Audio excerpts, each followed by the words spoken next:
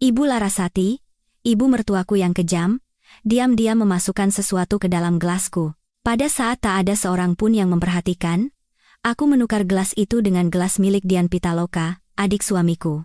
Beberapa saat kemudian, saat Dian mulai terengah-engah, wajah Ibu Larasati menjadi pucat pasi. Sebuah kesalahan fatal telah terjadi. Anissa, apa yang kamu lamunkan? Cepat tuangkan anggur untuk Bapak Suryo. Suara Baskara, suamiku, menyadarkanku dari lamunan.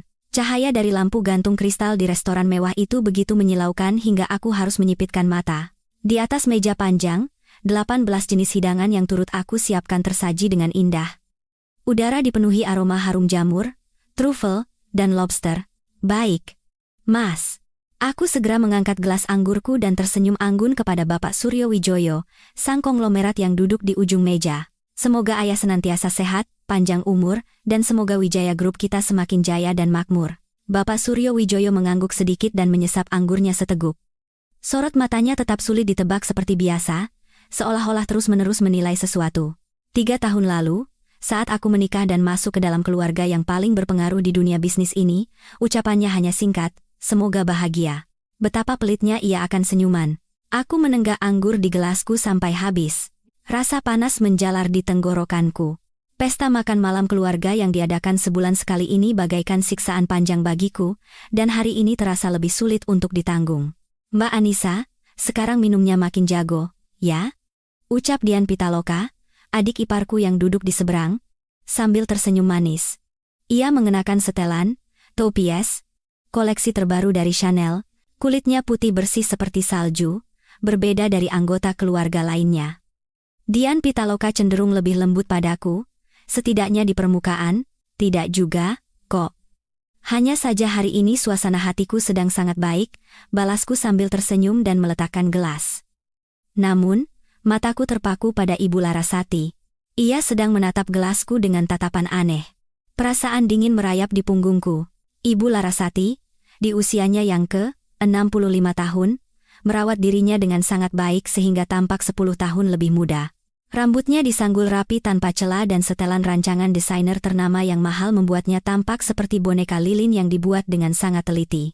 Dan kini, boneka lilin itu sedang mengetuk-ngetukkan jarinya yang berkutek merah anggur ke meja, sambil mengirimkan tatapan penuh kekhawatiran. Mama, coba makan abalon ini. Anissa sengaja menyiapkannya khusus untuk Mama. Loh, kata Baskara sambil mengambil sepotong abalon dan meletakkannya di piring ibu mertuaku. Ibu Larasati menjawab singkat, dan akhirnya mengalihkan pandangannya dari gelasku. Aku menghela napas lega dan berharap itu hanya pikiranku yang berlebihan.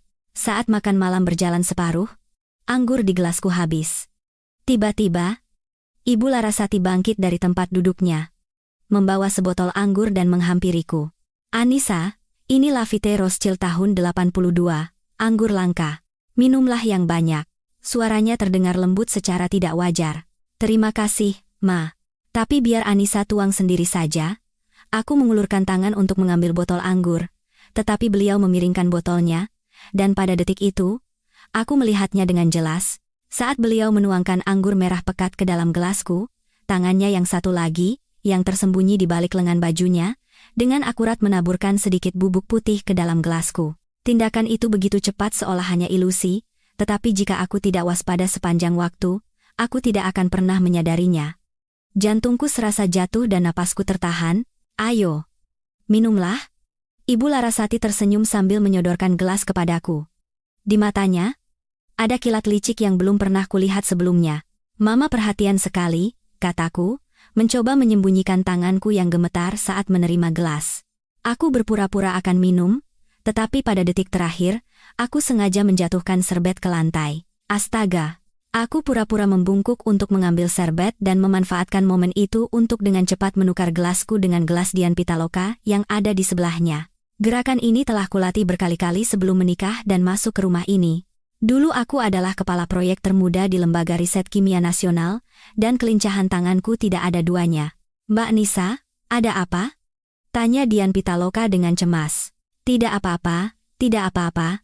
Aku berpura-pura seolah tidak terjadi apa-apa, lalu berdiri sambil memegang gelas yang sekarang menjadi milik Dian Pitaloka. Aku mengangkat gelas di hadapannya. Dian, sudah lama kita tidak bersulang berdua seperti ini. Dian Pitaloka, yang tidak tahu apa-apa, tersenyum ceria dan mendentingkan gelasnya denganku. Aku memperhatikannya menenggak anggur di gelasnya sampai habis. Tenggorokanku terasa kering. 5 menit berlalu, tetapi tidak ada apa-apa yang terjadi. Aku mulai berpikir mungkin bubuk putih itu hanya imajinasiku, atau mungkin sesuatu yang tidak berbahaya bagi tubuh. Tiba-tiba, Dian Pitaloka memegangi dadanya dan wajahnya pucat pasi. Ia mulai terengah-engah dan kesulitan bernapas. Ujung jarinya mulai membiru kehitaman, tubuhnya kejang hebat dan perlahan merosot dari kursinya. Restoran seketika menjadi gempar. Dian, Baskara, suamiku, berlari menghampirinya pertama kali. Cepat panggil ambulans, teriak Bapak Suryo Wijoyo dengan suara menggelegar. Di tengah kekacauan itu, mataku bertemu dengan Ibu Larasati. Wajahnya seputih kertas, bibirnya bergetar hebat. Matanya dipenuhi kengerian yang luar biasa. Pada saat itu, aku yakin 100%. Racun di dalam gelas anggur itu awalnya ditujukan untukku. Kenapa? Tidak mungkin. Gumamnya pada diri sendiri, memandang bergantian antara aku dan Dian yang tergeletak, seperti orang yang kehilangan akal. Aku berdiri kaku seolah terpaku di tempat, tangan dan kakiku sedingin es. Keluarga yang sibuk mengelilingi putri mereka yang jatuh sakit tidak ada yang memperhatikanku, dan tidak ada yang mencurigaiku. Di rumah ini, aku selalu seperti udara, menantu yang bisa digantikan kapan saja hanya karena alasan tidak bisa memberikan keturunan. Suara sirene ambulans semakin mendekat. Saat semua orang sibuk memindahkan Dian keluar, aku diam-diam menuangkan sisa anggur ke dalam kantong plastik kecil yang telah kusiapkan. 3 tahun, aku telah menunggu kesempatan untuk membuktikan nilaiku di rumah ini. Dan sekarang, kesempatan itu datang dalam bentuk yang paling tidak kuduga. Lampu di ruang gawat darurat rumah sakit swasta itu terang benderang dan terasa dingin menusuk. Aroma disinfektan bercampur dengan tekanan yang tak terlukiskan membuat pelipisku berdenyut-denyut. Aku duduk di kursi plastik di lorong, mengepalkan tangan erat-erat hingga kuku menancap dalam ketelapak tanganku. Kondisi pasien sekarang sudah stabil, tapi kami harus menunggu hasil pemeriksaan lengkap untuk mengetahui penyebab pastinya, kata seorang dokter sambil melepas maskernya. Keningnya masih berkeringat, dugaan awal, sepertinya ini gejala keracunan. Keracunan? Baskara melompat berdiri dan berteriak. Bagaimana bisa keracunan? Kami sekeluarga makan makanan yang sama. Aku diam-diam mengamati reaksi setiap anggota keluarga. Bapak Suryo Wijoyo mengerutkan kening dan mengatupkan bibirnya rapat-rapat, tetapi sorot matanya tampak bergejolak. Ibu Larasati meremas sapu tangannya begitu erat hingga tangannya memutih, dan napasnya terdengar berat. Apakah sudah diketahui jenis racunnya apa? Dok? Tanyaku hati-hati, berusaha berakting secemas mungkin. Dokter itu membetulkan letak kacamatanya. Harus menunggu hasil uji toksikologi. Tapi dari gejala yang ditunjukkan pasien, seperti aritmia jantung dan gangguan pernapasan, kami menduga ini akibat overdosis obat yang berkaitan dengan jantung. Pada saat itu, aku tidak melewatkan getaran kecil di bahu Ibu Larasati.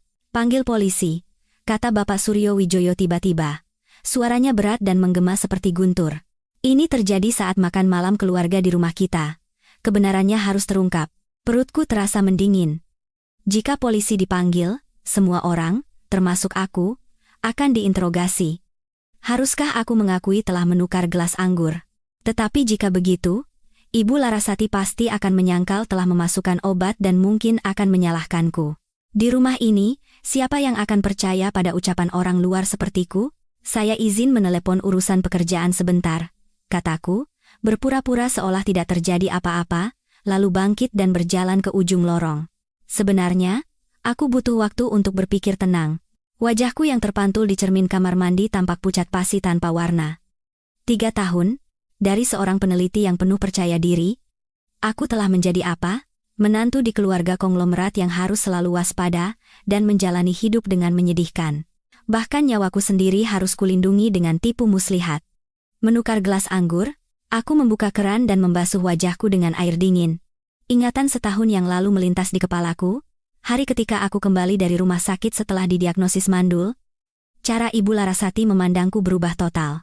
Sebelumnya, meskipun dingin, beliau masih menjaga etika dasar.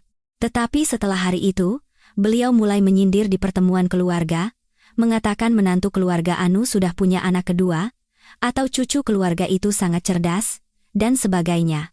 Tok, tok. Permisi, Bu Anissa ada di dalam? Suara ketukan pintu dari seorang perawat membuyarkanku dari lamunan. Iya. Sebentar lagi saya keluar. Aku menarik napas dalam-dalam, menata ekspresiku, lalu berjalan keluar dari kamar mandi.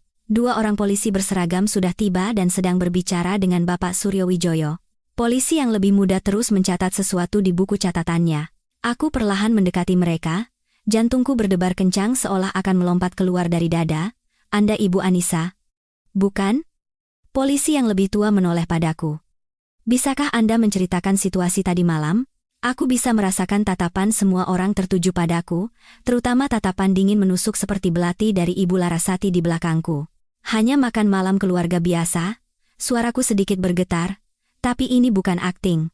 Kami makan 18 hidangan, mengobrol, lalu minum anggur, sebelum Budian jatuh. Apakah beliau menunjukkan perilaku aneh? Atau punya penyakit bawaan yang mengharuskannya minum obat khusus? Aku mengatupkan bibir. Tidak ada sama sekali.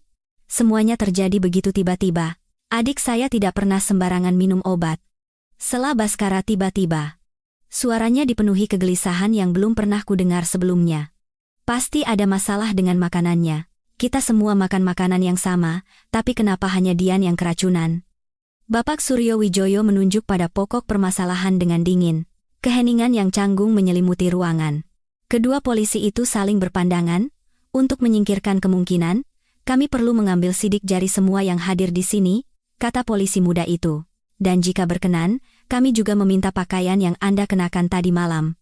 Pakaian saya sudah saya suruh asisten rumah tangga untuk mencucinya, kata Ibu Larasati cepat, begitu terburu-buru hingga polisi pun menoleh padanya dengan curiga. Ma, kataku pelan, pakaian Anissa masih ada di ruang ganti, belum dicuci. Jika dibutuhkan, bisa diambil. Sorot mata Ibu Larasati menajam seketika, seperti bilah pisau. Aku merasa sakit seolah tatapan itu mengiris kulitku. Semuanya, sampai hasil uji racun keluar, mohon jangan meninggalkan rumah sakit, mungkin akan ada pemeriksaan tambahan, kata polisi yang lebih tua. Bapak Suryowijoyo mengangguk, lalu mengambil ponselnya dan berjalan ke sisi lain lorong. Pasti sedang mengerahkan semua koneksi yang dimilikinya. Baskara berjalan mondar-mandir dengan gelisah, sesekali menengok ke arah UGD dengan cemas. Hanya Ibu Larasati yang berdiri kaku tak bergerak seperti patung. Aku berpura-pura membeli minuman dari mesin penjual otomatis dan diam-diam mendekati meja perawat. Pintu yang setengah terbuka membuatku bisa melihat seorang dokter sedang menulis di rekam medis. Ditemukan kandungan beta blocker dalam darah sebesar 21 mg L. Jauh melebihi dosis terapi.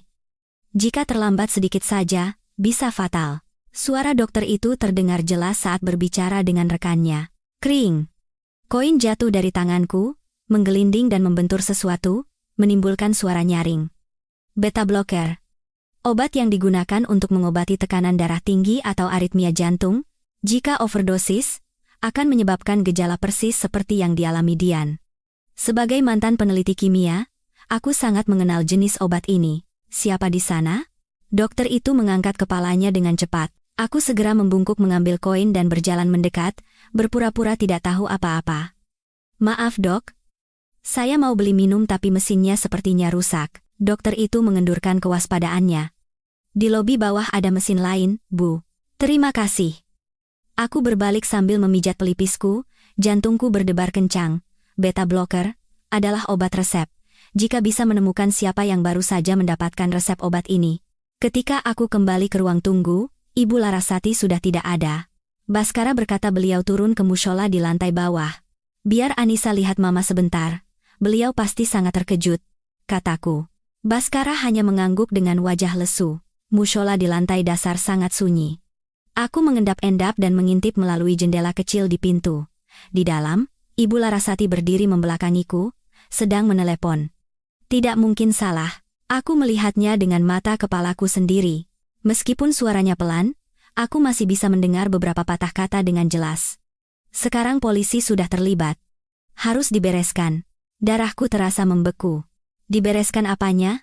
Gumamku pelan. Tiba-tiba, Ibu Larasati berbalik dengan cepat.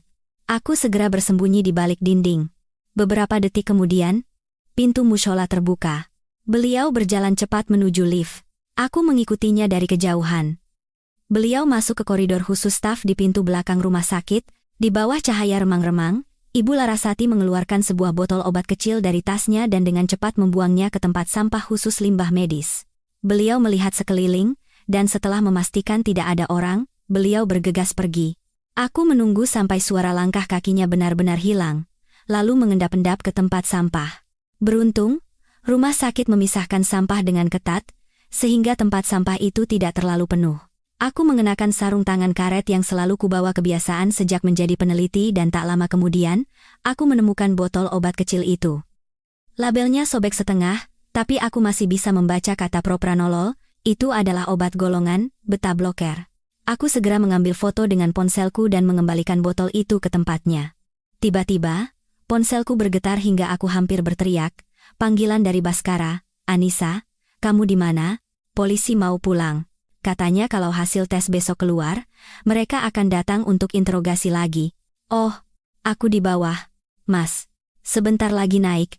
Setelah menutup telepon, aku menatap tempat sampah itu untuk terakhir kalinya.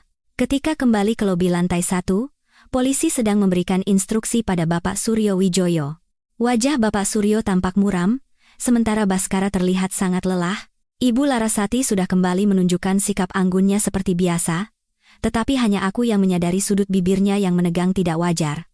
"Bu Anissa," kata polisi yang lebih tua padaku, "besok kami mungkin akan datang ke rumah untuk mengumpulkan bukti tambahan.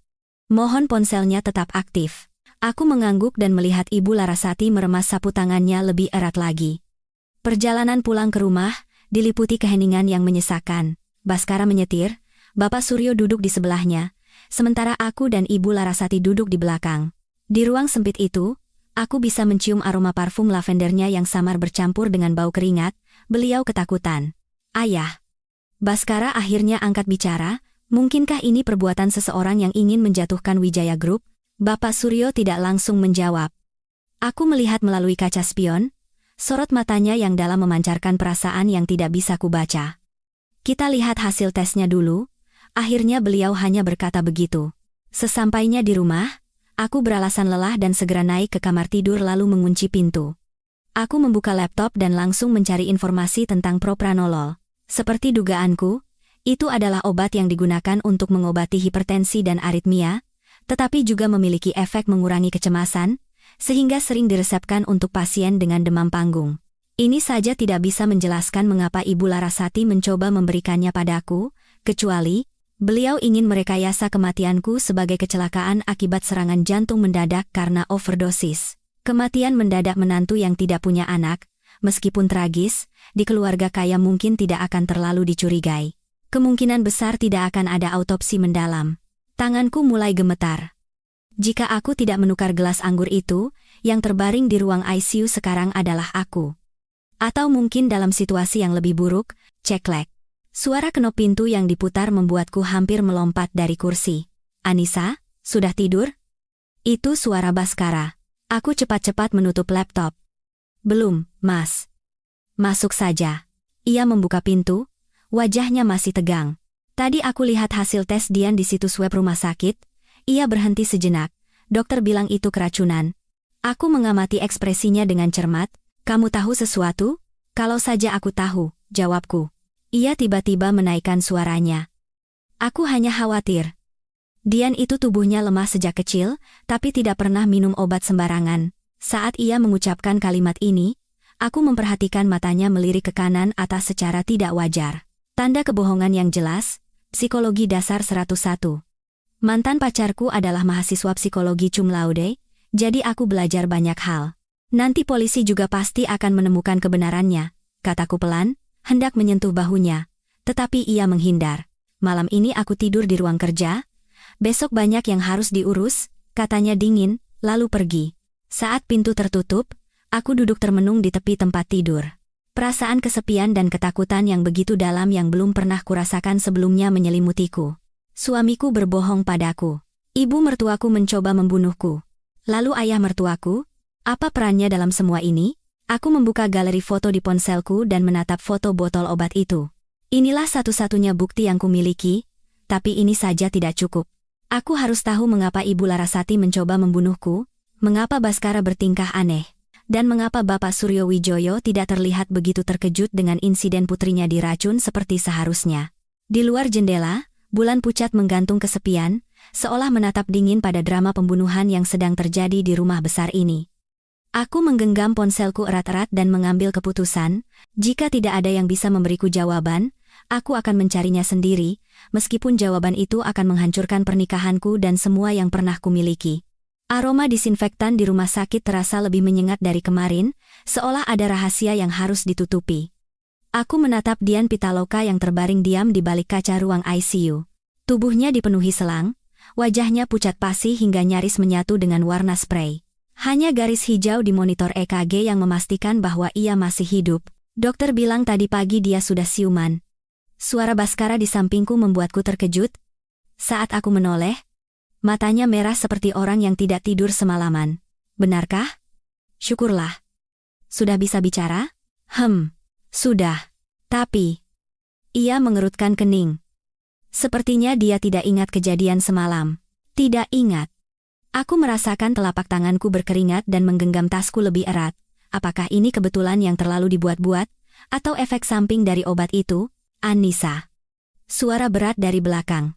Entah sejak kapan Bapak Suryo sudah tiba di lorong. Beliau mengenakan setelan rapi dengan sorot mata yang dalam dan sulit ditebak seperti biasa. Nanti polisi akan datang untuk meminta keterangan. Siapkan dirimu. Aku mengangguk, jantungku mulai berdebar lebih cepat. Memberi keterangan berarti aku harus berbohong tentang menukar gelas. Tetapi jika aku mengatakan yang sebenarnya, di rumah ini, siapa yang akan percaya pada ucapan orang luar sepertiku? Ayah, aku izin menelepon Mama dulu. Katanya beliau akan datang agak siang. Ketika Baskara bergegas pergi, lorong itu hanya menyisakan aku dan Bapak Suryo. Suasana seketika menjadi dingin. Tatapan Bapak Suryo menyapu wajahku seolah mesin röntgen, mencoba menembus hingga ke dalam hatiku. Tadi malam tidur nyenyak? Tanyanya tiba-tiba. Pertanyaan yang aneh. Cukup nyenyak, ya. Tapi khawatir dengan kondisi Dian, aku mencoba memaksakan senyum. Beliau mengangguk tetapi tatapannya menajam. Dokter bilang, selain obat semalam, ditemukan juga jejak penggunaan obat lain dalam jangka panjang di tubuh Dian. Aku merasa napasku berhenti. Penggunaan obat dalam jangka panjang? Dian tidak pernah cerita. Ayah tahu sesuatu? Aku bertanya padamu. Katanya menuntut. Tidak ya. Saya tidak tahu sama sekali. Kali ini aku berkata jujur. Aku tidak pernah mendengar Dian harus minum obat apapun. Bapak Suryo menatapku diam sejenak, seolah sedang memikirkan sesuatu. Sebelum beliau membuka mulut, pintu ruang pasien terbuka dan dokter keluar. Bapak Suryo, sekarang sudah bisa berbicara dengan Bu Dian.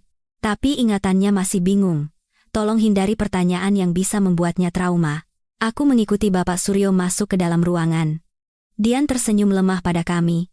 Ayah. Mbak Nisa. Suaranya serak seperti kertas amplas. Bagaimana keadaanmu? Aku menggenggam tangannya pelan. Tangannya dingin sekali. Kepalaku pusing. Ia mengerutkan kening. Kenapa aku bisa ada di rumah sakit? Tidak ingat kejadian semalam? Tanya Bapak Suryo langsung. Tatapan Dian tampak kosong. Semalam? Kita makan malam bersama. Kan? Lalu ia memegangi kepalanya. Aduh. Tidak ingat. Sudah, tidak usah dipikirkan, aku segera menenangkannya. Aku melihat sorot mata Bapak Suryo, yang memandang pemandangan itu sedikit bergetar. Dokter yang mendengar suara kami bergegas masuk dan memberi isyarat. Pasien butuh istirahat. Nanti sore bisa dijenguk lagi. Keluar dari kamar pasien, Bapak Suryo berjalan lurus ke arah lift tanpa berkata apa-apa. Saat aku ragu apakah harus mengikutinya, percakapan yang kudengar dari meja perawat menarik perhatianku. Hasil tes darah Bu Dian sudah keluar. Ditemukan penggunaan antidepresan dan obat penenang dalam jangka waktu lama. Itu obat yang tidak ada dalam resep dokter yang merawatnya. Aku berpura-pura merapikan isi tasku dan memasang telinga, lalu obat-obat itu dari mana? Tanya perawat lain. Tidak tahu, tapi dilihat dari dosisnya yang tidak konsisten. Sepertinya bukan dari resep normal. Insiden semalam juga kemungkinan besar terjadi karena interaksi antar obat. Jantungku mulai berdebar kencang. Antidepresan? Adik iparku yang selalu tampak ceria seperti Dian. Ting. Suara lift tiba menyadarkanku, Bapak Suryo sudah menghilang. Aku memutuskan untuk berjalan ke ruang kerja dokter dengan nekat. Selamat siang, Dok. Saya kakak ipar Dian Pitaloka, kataku dengan wajah cemas pada dokter jaga. Saya ingin tahu lebih detail tentang kondisi adik ipar saya. Dokter itu membetulkan kacamatanya. Ada yang ingin Ibu tanyakan secara spesifik? Saya dengar adik ipar saya mengonsumsi antidepresan, tapi di rumah tidak ada yang tahu sama sekali. Dokter itu membuka rekam medisnya. Benar, Bu. Terdeteksi kandungan amitriptilain dan diazepam dalam darahnya. Itu obat untuk depresi atau gangguan kecemasan. Tapi dalam riwayat pengobatan di Departemen Psikiatri rumah sakit kami, tidak ada catatannya. Aku mengerutkan kening. Lalu obat-obat itu bisa didapat dari mana, Dok? Dokter itu merendahkan suaranya, obat-obat ini harus dengan resep dokter. Mungkin bisa coba ditanyakan pada pihak keluarga. Keluarga? Sebuah pikiran mengerikan melintas di kepalaku. Ibu Larasati adalah seorang dokter pensiunan. Beliau bisa mendapatkan obat-obat itu tanpa resep. Saat keluar dari ruang kerja dokter, aku hampir menabrak seseorang di sudut koridor. Mbak Nisa. Baskara menopangku. Dari mana saja? Mama sudah datang. Beliau menunggu di kamar Dian. Oh, tadi ke kamar mandi, jawabku asal, lalu mengikutinya ke kamar pasien. Di depan kamar, Ibu Larasati sedang berbicara dengan dokter yang merawat Dian. Hari ini beliau mengenakan setelan abu-abu yang sederhana dan rambutnya disanggul rapi. Terlihat seperti seorang ibu bangsawan yang benar-benar mengkhawatirkan putrinya. Akting yang sempurna, harus dicari tahu sumber obatnya, Dok. Mengonsumsi beberapa obat sekaligus seperti ini sangat berbahaya. Ibu Larasati mengangguk mendengar ucapan dokter. Tentu. Dok, pihak kami akan bekerja sama sepenuhnya. Beliau mengakhiri percakapan begitu melihat kami. Baskara, Anissa. Setelah dokter pergi, Ibu Larasati menoleh pada kami. Polisi akan datang jam 2 siang. Baskara, ayahmu menyuruhmu ke kantor dulu karena ada rapat mendadak. Baskara mengerutkan kening. Sekarang? Rapat apa yang lebih penting dari adikku? Agenda mendesak yang diajukan Pak Prasetyo, tentang restrukturisasi jajaran direksi. Ibu Larasati melirikku dan menambahkan. Wajah Baskara menegang seketika. Orang tua itu, ia menggertakkan giginya. Baik. Saya akan ke sana sekarang. Setelah ia bergegas pergi, Ibu Larasati menoleh padaku. Tatapannya dingin, seolah orang yang berbeda dari beberapa saat lalu. Anissa, kamu pergi belikan buah-buahan. Siapa tahu Dian bangun dan ingin makan. Meskipun itu alasan yang sangat kentara, aku mengangguk patuh. Baik, Ma. Setelah keluar dari rumah sakit, bukannya pergi ke toko buah, aku malah memberhentikan taksi. Ke Wijaya Group Tower. Pak, di dalam mobil, aku memeriksa kembali hasil analisis sampel anggur yang kusembunyikan semalam. Hasil tes awal memastikan adanya kandungan beta blocker, tapi aku butuh hasil analisis yang lebih akurat, di tempat yang memiliki peralatan laboratorium profesional, pusat riset dan pengembangan R&D Wijaya Group, dan yang terpenting, aku ingin tahu rapat penting apa itu. Di meja resepsionis lobi Wijaya Group, staf mengenaliku dan langsung mempersilakanku masuk. Di dalam lift, aku kebetulan bertemu dengan Pak Chandra, kepala tim dari pusat R&D. Aku pernah bekerja sebagai konsultan sementara di sana. Bu Anissa, lama tidak bertemu. Mau menemui Bapak Suryo? Sapanya ramah. Iya. Pak? Ada urusan sedikit. Aku merendahkan suaraku. Pak Chandra. Boleh saya pinjam lab sebentar? Ada sampel pribadi yang perlu dianalisis. Ia tampak ragu. Itu sedikit melanggar aturan, Bu. Hanya 30 menit. Saya hanya perlu pakai mesin HPLC sebentar. Ini benar-benar penting. Wajahku yang serius sepertinya berhasil meyakinkannya. Akhirnya, ia mengangguk. Baiklah, jam istirahat makan siang tidak ada orang. Cepat saja, ya? Jangan sampai ada yang lihat. Aku mengucapkan terima kasih dan menuju lantai ruang rapat lebih dulu. Pintu ruang rapat dewan di lantai teratas tertutup, tetapi sistem peredam suaranya tidak sempurna. Saat aku menempelkan telinga ke pintu, aku bisa mendengar perdebatan sengit dari dalam. Suksesi adalah masalah penting. Pak. Suara seorang pria. Mungkin Pak Prasetyo. Baik Pak Baskara maupun Bu Dian belum memiliki keturunan. Tidak bisa kita biarkan garis keturunan Wijaya berakhir begitu saja. Pak Prasetyo. Suara Baskara dipenuhi amarah yang tertahan. Saya baru berusia 30 tahun. Membicarakan soal keturunan sekarang bukankah terlalu dini? Tetapi istri Anda. Ketika Pak Prasetyo tidak melanjutkan kalimatnya, Baskara berteriak, masalah kesehatan istri saya bukan untuk dibicarakan di perusahaan. Perutku terasa mual. Seperti dugaanku, mereka menggunakan masalah infertilitasku sebagai senjata. Cukup. Suara Bapak Suryo menghentikan semua perdebatan. Kekhawatiran Pak Prasetyo ada benarnya. Saya usulkan untuk merekrut tenaga profesional dari luar untuk membantu manajemen. Siapa orangnya? Kita diskusikan di rapat dewan berikutnya. Ayah? Seru Baskara kaget. Rapat selesai. Aku cepat-cepat bersembunyi di sudut. Pintu terbuka dan sekelompok pria paruh baya berjas keluar. Baskara, yang keluar terakhir, memiliki wajah pucat pasi. Setelah ia masuk lift, aku baru menunjukkan diri, jantungku berdebar kencang. Alasan Pak Prasetyo tentang tidak adanya keturunan terasa terlalu disengaja, seperti naskah yang sudah disiapkan.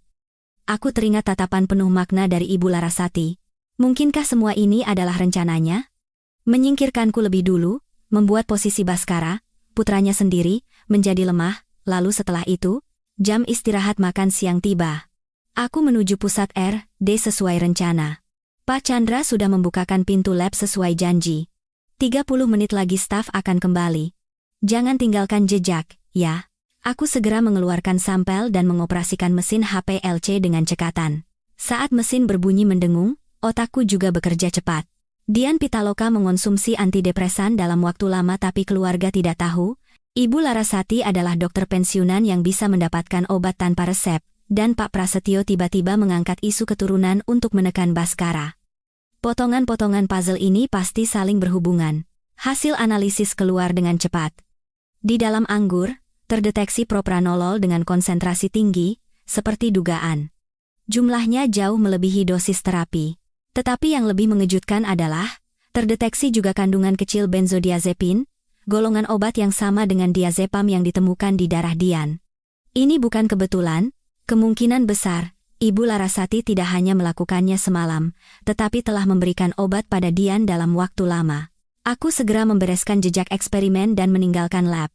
Saat itu, ponselku berdering. Panggilan dari Baskara. Anissa, kamu di mana? Polisi sudah di rumah sakit, dan Mama marah sekali kamu tidak jadi beli buah dan malah menghilang. Maaf, Mas. Tadi ketemu teman lama, jadi ngobrol keasyikan. Aku segera ke sana. Setelah menutup telepon, aku menarik napas dalam-dalam. Situasinya lebih rumit dari yang kuduga. Ibu Larasati tidak hanya mengendalikan aku, tetapi juga Dian, putrinya sendiri, dengan obat-obatan. Dan apa yang terjadi di perusahaan hari ini menunjukkan bahwa seluruh rencana ini bukan hanya masalah keluarga, tetapi juga terkait erat dengan perebutan kekuasaan di Wijaya Group. Aku tidak bisa tinggal diam lagi. Jika Ibu Larasati yang memulai perang kimia ini, aku siap menjadi lawannya. Bagaimanapun, ini adalah bidang keahlianku. Saat hendak keluar dari gedung Wijaya Group, aku melihat sebuah mobil Mercedes hitam yang kukenali terparkir di seberang jalan. Jendela mobil yang setengah terbuka memperlihatkan wajah Ibu Larasati yang berias tebal. Kenapa beliau ada di sini? Apakah beliau membuntutiku? Mata kami bertemu di udara. Beliau mengangkat sudut bibirnya sedikit, tersenyum dingin, lalu perlahan menaikkan kaca jendela mobil. Perasaan dingin merayap di punggungku. Perang tanpa suara telah dimulai. Suara rintik hujan menghantam jendela, seperti ribuan jari kecil yang menggores kaca. Aku meringkuk di sudut ruang kerja, hanya diterangi oleh cahaya biru dari layar laptop. Baskara beralasan ada jamuan makan malam penting dengan klien dan pergi lagi. Setelah insiden rapat 3 hari yang lalu, ia hampir tidak pernah pulang ke rumah. Aku membuka laporan analisis akhir dan menggigit bibirku kuat-kuat. Dalam sampel anggur, selain propranolol yang terdeteksi sebelumnya, ditemukan juga diazepam dalam jumlah kecil. Mengonsumsi kedua obat ini bersamaan dapat menyebabkan gagal jantung parah. Tidak ada dokter yang akan meresepkan kombinasi seperti ini. Ini bukan sekadar peringatan atau pelajaran, ini adalah pembunuhan berencana yang sangat rapi. Jariku gemetar di atas touchpad. Mengapa Ibu Larasati ingin membunuhku? Hanya karena aku tidak bisa punya anak? Atau ada alasan yang lebih dalam? Tiba-tiba, sebuah notifikasi muncul di layar laptop. Pencadangan data cloud Bapak Baskara telah selesai. Ini adalah fungsi pencadangan otomatis yang kuatur saat kami menikah, tapi aku benar-benar lupa. Aku mengklik tombol lihat dengan lesu. Pribadi, pekerjaan, medis. Aku membuka folder medis yang belum pernah dibagikan kepadaku sebelumnya. Di dalamnya penuh dengan file berjudul catatan perawatan infertilitas. Saat aku membuka dokumen pertama, tubuhku membeku. Laporan kemajuan perawatan infertilitas Anissa, tanggal dimulainya adalah 2 tahun yang lalu. Berbagai hasil tes dan respons terhadap obat dicatat dengan sangat detail, tapi yang paling mengejutkan adalah, dokter yang membuat laporan ini bukan dokter pribadiku, melainkan nama asing, Dr. Shinta Dewi. Semakin cepat aku menggulir file-file itu, semakin kencang jantungku berdebar. Catatan itu begitu detail hingga mengerikan, dari siklus menstruasiku hingga frekuensi hubungan intim kami. Baskara sedang memata-matai tubuhku. Jauh di dalam folder, sebuah file gambar menarik perhatianku. Saat aku membukanya, aku merasa ada sesuatu yang menyumbat tenggorokanku. Dalam foto, seorang wanita muda tersenyum ceria di sebuah taman. Nama filenya Rina 2000-2010-512 12 Mei 2021. Hari itu adalah hari aku keguguran. Jariku menggulir ke bawah dengan sendirinya. Lebih banyak foto muncul, wanita yang sama di berbagai tempat. Terkadang sendiri, terkadang napasku tertahan. Bersama Baskara. Di beberapa foto terakhir, perut wanita itu tampak membesar. Informasi foto menunjukkan diambil tahun lalu. Bibirku bergetar, mataku memerah. Inikah kebenarannya? Baskara punya wanita lain di luar. Bahkan punya anak bersamanya. Dan ibu mertuaku mencoba menyingkirkan penghalang sepertiku? Aku membanting laptop hingga tertutup, dadaku naik turun dengan hebat. Tidak. Harus ada bukti yang lebih jelas. Ini masih terlalu cepat untuk disimpulkan. Mungkin ada alasan lain. Tiba-tiba, ponselku bergetar hingga aku terlonjak kaget. Pesan dari Baskara, malam ini tidak pulang. Ada urusan mendesak di kantor. Aku menatap pesan itu dengan kosong dan menyadari ada bayangan samar seorang wanita di latar belakang foto profilnya. Saat ku perbesar. Itu Rina dari foto-foto tadi. Hujan di luar semakin deras, seperti detak jantungku. Aku bangkit dan memutuskan untuk menggeledah ruang kerja Baskara. Pintunya terkunci. Tapi itu bukan masalah bagiku. Saat kuliah, aku adalah anggota klub pembobol kunci. Dengan 2 klip kertas dan sebuah gunting kecil, aku bisa membuka pintu dalam waktu kurang dari 3 menit. Ruangan itu beraroma aftershave, samar bercampur dengan bau kulit dan cerutu. Aku mengenakan sarung tangan karet yang telah kusiapkan, dan mulai menggeledah meja kerjanya. Sebagian besar laci berisi dokumen perusahaan, tidak ada yang istimewa. Aku beralih ke rak buku, jariku perlahan menyusuri punggung buku-buku bersampul tebal. Tiba-tiba, sebuah buku Das Kapital menarik perhatianku. Baskara bukan tipe orang yang akan membaca buku seperti ini. Saat aku menarik buku itu, seperti dugaanku, bagian dalamnya kosong, menyembunyikan sebuah brankas kecil, kombinasi 4 angka. Tanggal lahirnya? Tanggal berdirinya perusahaan? Bukan. Aku ragu sejenak. Lalu menekan tanggal ulang tahun pernikahan kami. 0512. Ceklek. Brankas terbuka tanpa suara. Di dalamnya hanya ada beberapa lembar dokumen dan sebuah kama flash drive kecil. Saat aku membolak-balik dokumen dengan cepat, semuanya tentang perawatan infertilitas. Tapi kali ini, nama pasiennya adalah Rina, wanita yang sama di foto. Dokumen terakhir adalah akta kelahiran seorang anak laki-laki bernama Banyu. Di kolom nama ibu, Rina. Di kolom nama ayah, Baskara. Pemandangan di depanku kabur. Jadi begini, ia sudah punya anak. Ia punya wanita lain. Dan aku hanyalah penghalang yang harus disingkirkan. Lalu apa isi flash drive ini? Aku menyambungkan flash drive itu ke laptop dengan tangan gemetar. Di dalamnya ada satu file video, direkam 3 bulan yang lalu. Dalam video, Ibu Larasati dan seorang wanita muda duduk di sebuah kafe. Wanita itu membelakangi kamera, tapi dari gaya rambut dan posturnya, itu pasti Rina. Anak itu butuh status hukum, suara Ibu Larasati terdengar jelas, dan posisi Baskara butuh seorang putra untuk melanjutkan keturunan. Lalu bagaimana dengan Mbak Anissa? Tanya wanita itu. Ibu Larasati tertawa dingin. Dia akan mengalami kecelakaan. Wanita muda meninggal karena serangan jantung mendadak, bukan hal yang aneh. Video itu terputus tiba-tiba, seolah perekamnya ketahuan. Aku membeku di tempat. Darah di tubuhku terasa dingin. Ini bukan rencana Ibu Larasati seorang. Baskara juga tahu. Ia hanya menonton semuanya terjadi. Iya. Aku mengembalikan semuanya ke tempat semula seperti robot dan meninggalkan ruang kerja. Kembali ke kamar tidur, aku merosot di tempat tidur, otakku mulai bekerja dengan panik. Aku butuh rencana. Butuh bukti. Butuh cara untuk melindungi diriku sendiri. Keesokan paginya, ketika aku turun dengan wajah pucat, tak disangka aku menemukan Bapak Suryo sedang duduk membaca koran di ruang makan. Selamat pagi, Ayah. Aku mencoba memaksakan senyum. Hari ini tidak ke kantor. Beliau meletakkan koran dan menatap wajahku dengan tajam. Wajahmu tidak baik. Khawatirkan Dian? Iya. Yah? Jawabku asal. Beliau mengangguk. Hari ini ada rapat dewan tentang perekrutan eksekutif dari luar. Kamu ikut. Aku hampir menjatuhkan cangkir kopiku. Saya? Tapi saya tidak terlibat dalam urusan perusahaan, Yah. Kamu menantu keluarga Wijaya. Nada suaranya tidak menerima penolakan. Lagi pula, kamu lulusan dokter bidang kimia. Staf di tim R&D percaya padamu. Perhatian yang tiba-tiba ini membuatku waspada.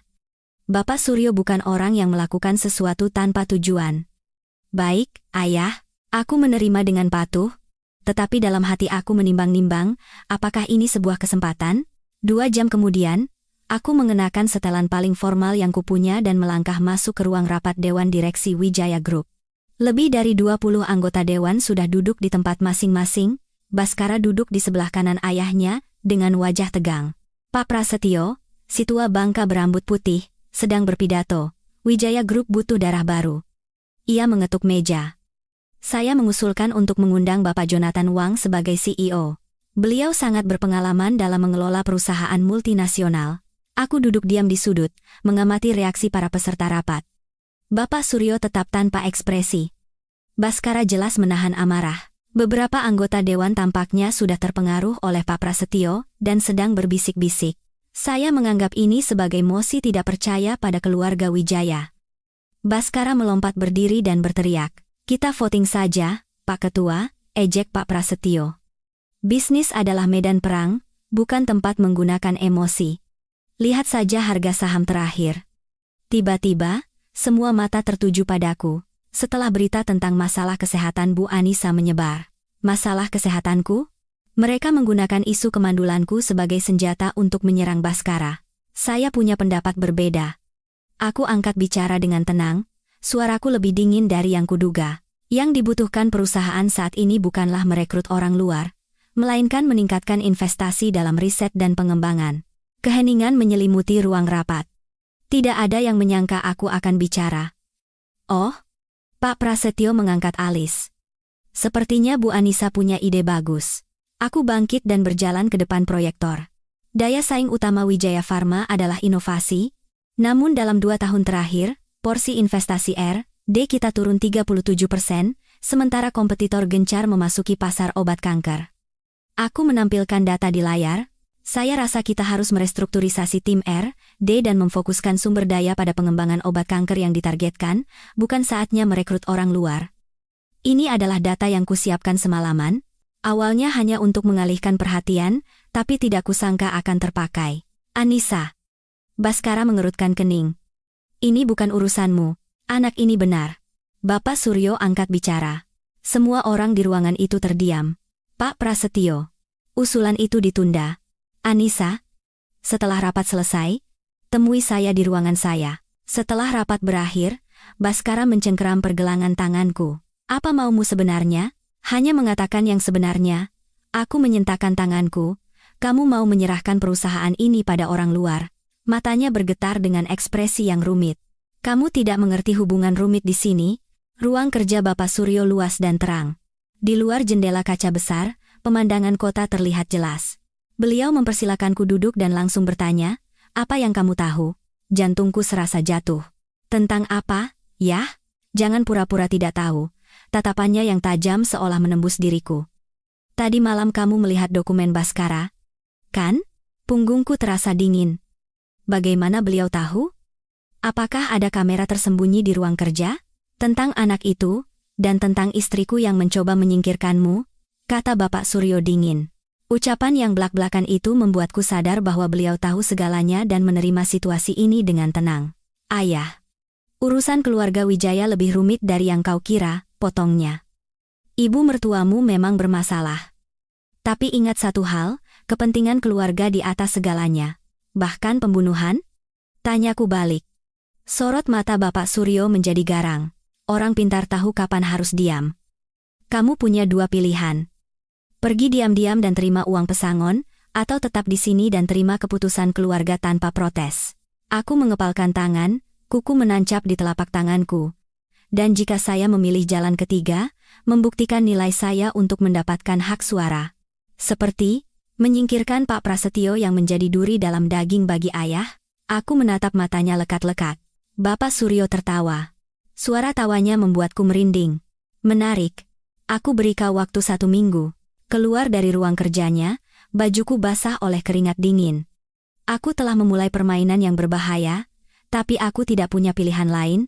Sesampainya di rumah, aku bergegas ke kamar mandi, menyalakan air keran untuk menutupi suaraku, dan menelepon nomor yang sudah lama tidak kuhubungi. Halo. Ini aku. Teman, tolong selidiki seseorang untukku. Namanya Rina dan seorang anak bernama Banyu. Setelah menutup telepon, aku memutuskan untuk menemui Dian di rumah sakit. Ia duduk menatap keluar jendela. Wajahnya terlihat lebih baik dari beberapa hari yang lalu. Mbak Nisa. Ia tersenyum lemah. Terima kasih sudah datang. Bagaimana keadaanmu? Saat aku menggenggam tangannya, bekas suntikan samar di pergelangan tangannya menarik perhatianku. Sudah jauh lebih baik. Tapi rasanya seperti melupakan sesuatu yang sangat penting. Aku ragu sejenak, lalu memutuskan untuk mencoba. Dian, apa kamu tahu kalau selama ini kamu minum antidepresan? Matanya membelalak. Apa? Bagaimana mungkin? Aku tidak pernah. Dokter bilang terdeteksi di darahmu, amitriptyline dan diazepam. Saat aku mengucapkannya pelan, wajahnya pucat pasi. Diazepam. Ia tiba-tiba memegangi kepalanya. Aduh, pusing. Seorang perawat yang mendengar suaranya bergegas masuk, jadi aku terpaksa keluar.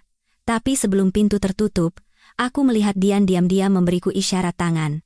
Ibu jari dan telunjuknya membentuk lingkaran, seperti sedang memegang pil. Ia mencoba memberitahuku sesuatu. Malam itu, suasana di rumah terasa dingin yang aneh. Ibu Larasati beralasan pusing dan masuk kamar lebih awal. Bapak Suryo tidak keluar dari ruang kerjanya. Baskara entah pergi kemana. Aku makan malam sendirian dan hendak mencari angin di taman. Saat melewati kamar tidur mertuaku, aku mendengar suara pertengkaran hebat dari dalam. Kau sudah berjanji tidak akan ikut campur lagi dalam urusan itu.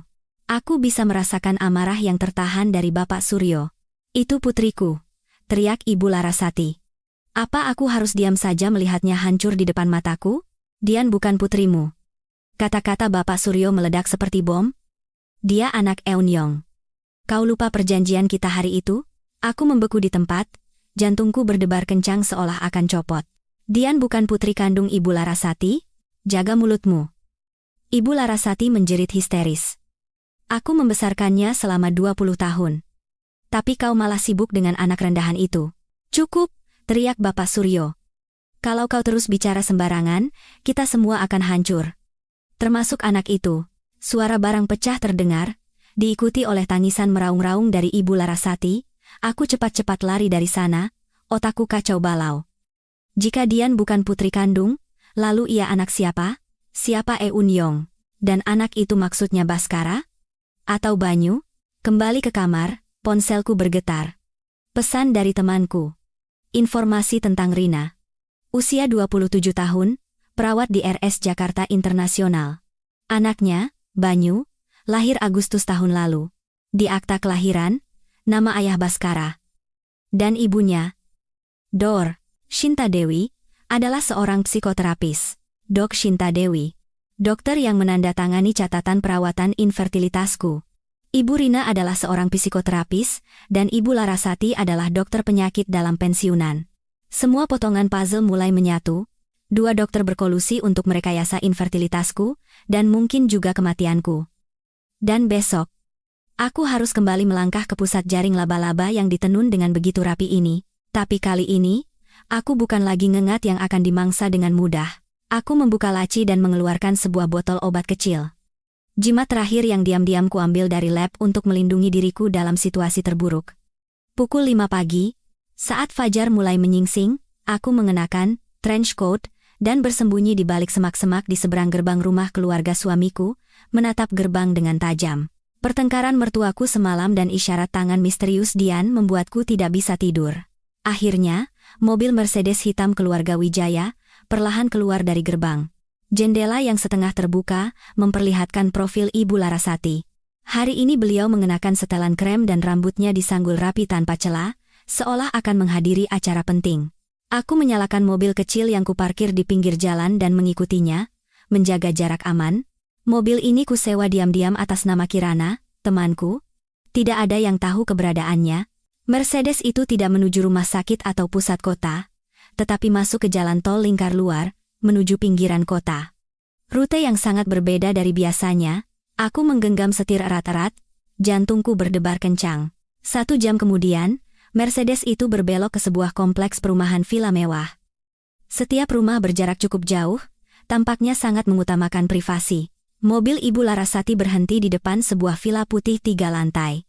Beliau turun dari mobil, melihat sekeliling, lalu berjalan cepat ke gerbang utama.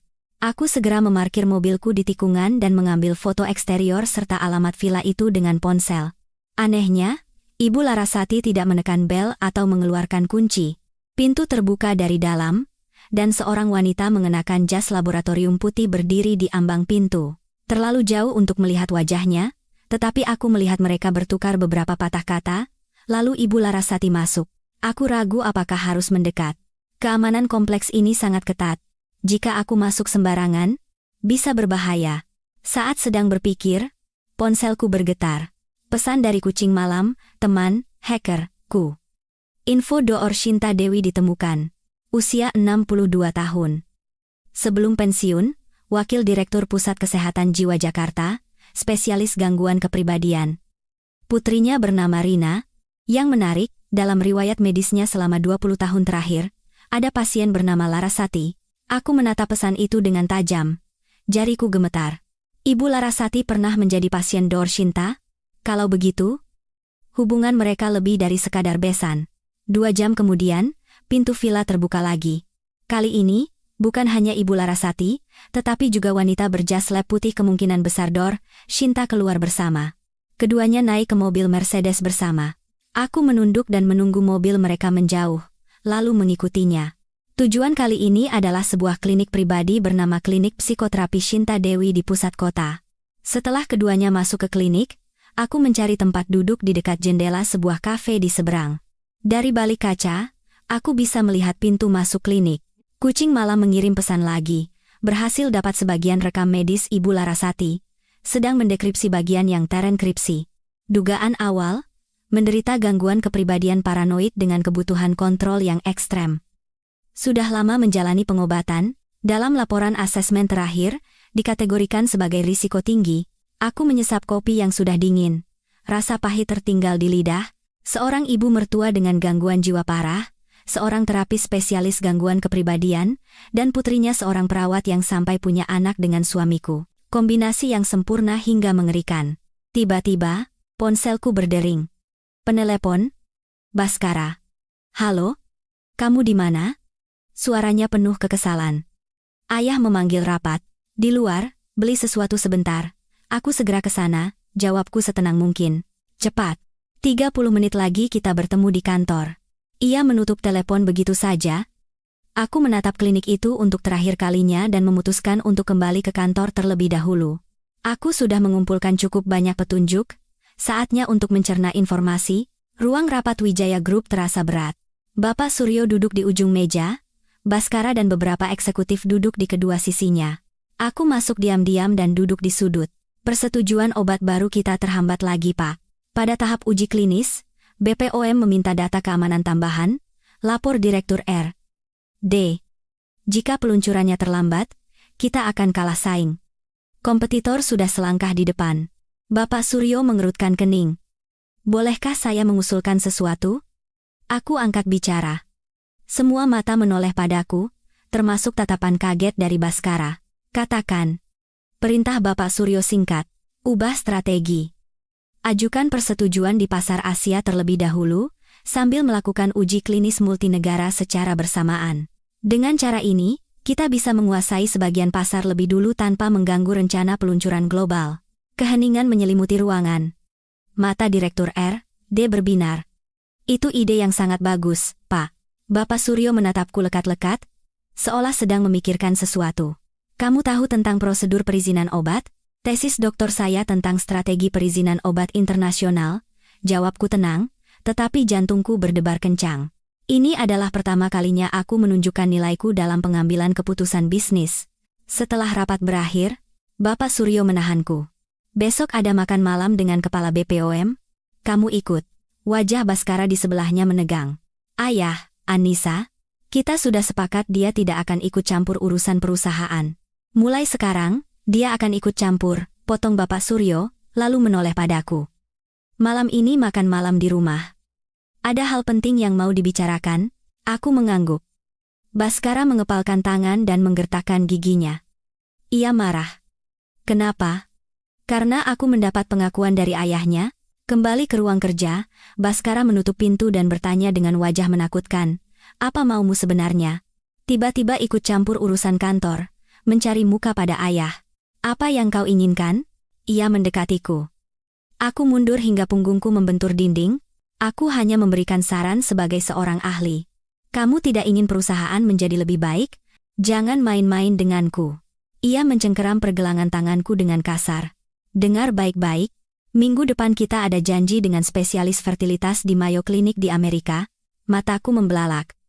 Apa? Aku tidak pernah setuju. Kamu harus pergi. Ia hampir berteriak, lalu tersentak dan merendahkan suaranya. Semua ini untukmu. Jika kita punya anak, semuanya akan berubah. Aku mengusap pergelangan tanganku yang memerah, curiga. Kenapa tiba-tiba begitu terobsesi dengan perawatan kesuburan? Apalagi di saat seperti ini? Aku akan pikirkan dulu. Jawabku samar. Ia menatapku selama beberapa detik, lalu membanting pintu dan pergi. Begitu ia pergi, aku menelepon kucing malam. Tolong periksa riwayat panggilan dan rute perjalanan Baskara belakangan ini, terutama yang terkait rumah sakit atau klinik.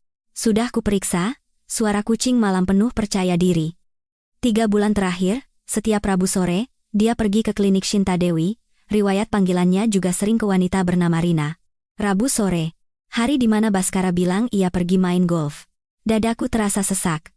Lalu soal diagnosis mandul yang kuminta kau periksa. 3 bulan yang lalu, hasil medical check-upku masih normal semua. Tapi tiba-tiba aku didiagnosis dengan disfungsi ovarium. Waktunya terlalu aneh, aku menggenggam ponsel erat-erat. Bisakah kau cari tahu siapa yang mengakses rekam medisku saat itu?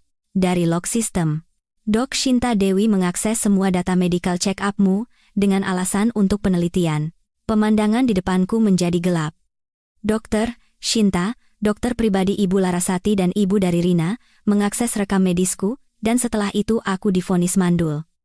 Ini rekayasa yang terlalu jelas. Satu hal lagi. Di akta kelahiran anak Rina, ayahnya memang Baskara. Tapi golongan darahnya tidak cocok.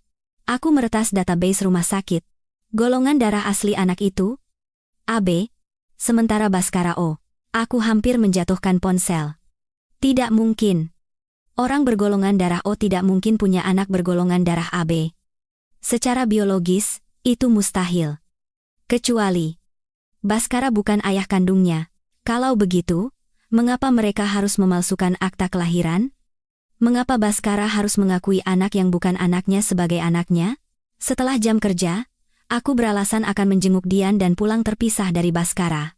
Aku butuh waktu untuk menyusun semua fakta ini. Di rumah sakit, kondisi Dian tampak lebih baik dari kemarin. Mbak Nisa, ia merendahkan suaranya, apa yang sudah Mbak temukan? Aku menutup pintu dengan hati-hati dan duduk di sebelahnya. Aku sudah tahu kau minum antidepresan selama ini. Ia menggigit bibir dan mengangguk. Iya. Tapi aku tidak tahu siapa yang memberikannya. Setiap kali Mama membawakan minuman hangat. Setelah minum, aku akan sangat mengantuk. Dan, saat bangun, aku sering merasa seperti melupakan sesuatu. Seberapa sering? Sepertinya. Setiap hari Rabu. Hari Rabu. Hari di mana Baskara pergi main golf. Dian? Apa kamu tahu kalau kamu bukan putri kandung Mama? Warna di wajahnya menghilang. Apa? Maksud Mbak? Aku mendengar ayah dan Mama bertengkar. Mereka bilang kau anak dari Bu Enyong, Eun Yong. Ia mengerutkan kening, lalu memegangi kepalanya. Aduh, pusing. Sudah, tidak usah dipikirkan. Saat aku menenangkannya, ia perlahan tenang, tetapi sorot matanya menjadi lebih jernih dan tegas dari sebelumnya. Mbak Nisa, tolong ungkap kebenarannya. Aku berhak tahu. Saat keluar dari rumah sakit, matahari sudah terbenam. Aku duduk di dalam mobil, memijat pelipisku yang berdenyut. Semua petunjuk mengarah pada hari Rabu, hari Ibu Larasati memberikan obat pada Dian. Hari Baskara bertemu Rina. Hari di mana klinik Dor, Shinta paling sibuk. Tiba-tiba, layar ponselku menyala dengan notifikasi dari sensor gerak yang kupasang di rumah. Seseorang masuk ke kamarku. Aku membuka rekaman CCTV secara real time. Di layar, Baskara sedang mengobrak-abrik laci dan lemari pakaianku. Apa yang ia cari? Tiba-tiba, ia mengeluarkan botol obat kecil yang kusembunyikan, menerawangnya ke arah cahaya, lalu memasukkannya ke dalam saku. Darahku terasa membeku. Ia tahu. Jimat terakhirku. Pada saat itu, Baskara di layar menoleh ke arah kamera, seolah menatapku di seberang lensa. Ia perlahan mendekat, tersenyum dingin, lalu gambar menjadi statis. Ia tahu tentang kamera itu, dan ia mengambil jimatku. Tanganku gemetar hingga tidak bisa memegang setir. Pulang ke rumah sekarang terlalu berbahaya, tapi aku juga tidak punya tempat tujuan. Setelah ragu sejenak, aku menelepon Kirana. Temanku. Kirana, akhirnya teleponmu aktif. Ada apa di rumahmu? Kirana, boleh aku menginap beberapa hari? Aku ada sedikit masalah dengan Baskara. Tentu saja. Sandi apartemen tahu. Kan? Masuk saja. Aku kerja lembur malam ini, baru pulang besok pagi. Setelah menutup telepon dan menyalakan mobil, saat keluar dari parkiran rumah sakit, aku melihat sebuah mobil Mercedes hitam di kaca spion. Mobil Ibu Larasati. Kenapa beliau ada di sini? Apakah beliau membuntutiku? Aku sengaja masuk ke beberapa gang sempit, tetapi mobil itu terus menjaga jarak dan mengikuti. Setelah yakin sedang dibuntuti, bukannya ke rumah Kirana, aku malah menuju pusat kota. Di parkiran bawah tanah sebuah mal yang ramai, aku akhirnya berhasil melepaskan diri dan berjalan kaki ke apartemen Kirana. Apartemen itu kosong, tetapi hangat dan nyaman. Aku merebahkan diri di sofa, dan mulai berpikir. Baskara tahu tentang CCTV dan jimatku. Ibu Larasati membuntutiku. Mereka tahu aku sedang menyelidiki semuanya. Aku mengambil ponsel dan mengirim pesan ke kucing malam. Darurat. Tolong cari catatan tes DNA Baskara dan Banyu. Di rumah sakit manapun, jawaban datang dengan cepat. Sedang dicari, dan berhasil mendekripsi rekam medis terenkripsi Ibu Larasati. Dalam asesmen terakhir, Dor, Shinta merekomendasikan untuk menghentikan intervensi yang tidak pantas pada anggota keluarga. Tapi Ibu Larasati menulis di catatan, kemurnian garis keturunan harus dilindungi, apapun risikonya. Kemurnian garis keturunan, pikiran dari abad pertengahan. Tapi kalau begitu, mengapa beliau menerima Banyu yang golongan darahnya tidak cocok? Kucing malam mengirim pesan lagi. Menemukan catatan DNA. 3 bulan yang lalu, Baskara dan Banyu melakukan tes paternitas di klinik Shinta Dewi. Hasilnya, 99,99% cocok. 99,99%? Tidak mungkin. Golongan darahnya berbeda. Kecuali, laporannya dipalsukan. Aku memikirkan kemungkinan yang lebih mengerikan. Jika Banyu bukan anak Baskara, tetapi mereka harus membuat Bapak Suryo percaya bahwa ia adalah keturunan Wijaya. Jika infertilitasku, perselingkuhan, bahkan percobaan pembunuhan, semuanya hanyalah sebuah drama untuk menutupi kebohongan yang lebih besar. Ponsel bergetar lagi. Panggilan dari Baskara. Saat aku tidak menjawab, sebuah pesan masuk. Besok pagi jam 9. Ada tamu penting datang ke rumah, perintah ayah. Kau harus ikut. Jangan coba-coba macam-macam, Anissa. Ini demi kebaikanmu sendiri. Aku menatap pesan yang penuh ancaman itu dengan tajam, jariku terasa dingin. Tamu penting? Rencana apa lagi? Di luar jendela, kilat menyambar di langit malam, memantulkan wajah pucatku. Sorot mata wanita di cermin itu memancarkan tekad yang kuat. Tidak ada keraguan lagi. Besok, aku akan menghadapi inti dari konspirasi ini secara langsung. Jika mereka menginginkan sebuah drama, aku akan memainkannya. Tapi kali ini, sutradaranya adalah aku. Pukul 6 pagi. Aku berdiri di luar gerbang utama kompleks villa di pinggiran kota. Embun pagi yang dingin membuat celanaku basah. Semalam, tidur di sofa Kirana membuat leherku sakit, tetapi pesan ancaman dari Bhaskara membuatku lebih cemas. Siapa tamu penting itu?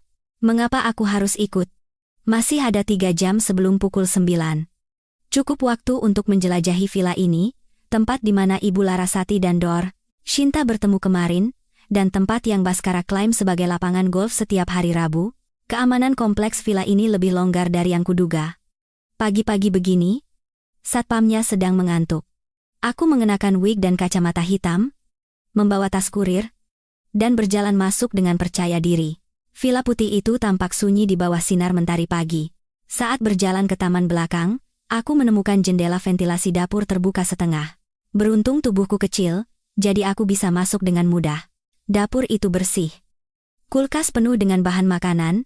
Di meja makan, ada 2 set piring bekas dan gelas anggur yang belum dicuci. Aku mengendap-endap ke ruang keluarga, jantungku berdebar seolah bisa membangunkan seluruh kompleks. Ruang keluarga itu didekorasi dengan hangat, dan dindingnya penuh dengan foto. Saat aku mendekat, tubuhku membeku. Dalam foto, Bhaskara sedang memeluk seorang wanita muda, dan di gendongannya ada seorang anak laki-laki berusia sekitar 4 tahun. Potret keluarga bahagia 3 orang itu tampak begitu nyata, Rina dan anaknya. Tapi anak itu terlihat setidaknya berusia 4 tahun. Aku dan Bhaskara baru menikah 3 tahun. Mungkinkah mereka sudah bersama sebelum aku menikah? Aku memotret foto-foto itu dengan tangan gemetar dan mulai mencari petunjuk lain. Di rak buku ruang keluarga, ada buku-buku tentang pengasuhan anak dan buku cerita. Di laci meja, ada gambar-gambar anak kecil. Di gambar itu tertulis nama dengan coretan cakar ayam, Banyu. Anak yang sama dengan yang di akta kelahiran, disebut baru berusia 1 tahun. Tapi jejak di rumah ini jelas milik seorang anak prasekolah. Tiba-tiba, terdengar suara pelan dari lantai 2. Aku hampir berteriak. Ada orang di rumah. Aku menahan napas dan menunggu, tetapi tidak ada suara lagi. Mungkin hanya suara rumah tua, pikirku. Lalu perlahan naik ke lantai 2. Pintu kamar tidur utama terbuka setengah. Saat aku membukanya, aroma lavender samar tercium. Tempat tidur kosong, tetapi di lemari, ada pakaian wanita dan beberapa kemeja yang sepertinya milik Bhaskara. Di meja rias, ada kosmetik dan sebotol vitamin asam folat untuk ibu hamil. Pintu kamar paling dalam tertutup, dan di kenopnya tergantung papan nama lucu bertuliskan, Kamar Banyu. Saat aku perlahan memutar kenop dan membukanya, pemandangan di depanku membuatku terkejut seperti dihantam palu. Itu bukan kamar bayi, melainkan kamar anak laki-laki berusia 4 atau 5 tahun, dindingnya ditempeli wallpaper dinosaurus. Di tempat tidur kecilnya, ada selimut bergambar pahlawan super. Di mejanya, ada buku latihan menulis dan kartu belajar matematika. Yang lebih mengejutkan adalah foto di meja samping tempat tidur. Bhaskara dengan pakaian renang, menggendong anak itu di punggungnya, bermain ceria di pantai. Di sudut kanan bawah foto, tertera tanggal, Juni 2021. 3 tahun yang lalu, saat Bhaskara baru menikah denganku selama 3 bulan, kakiku lemas hingga aku harus berpegangan pada kusen pintu agar tidak jatuh.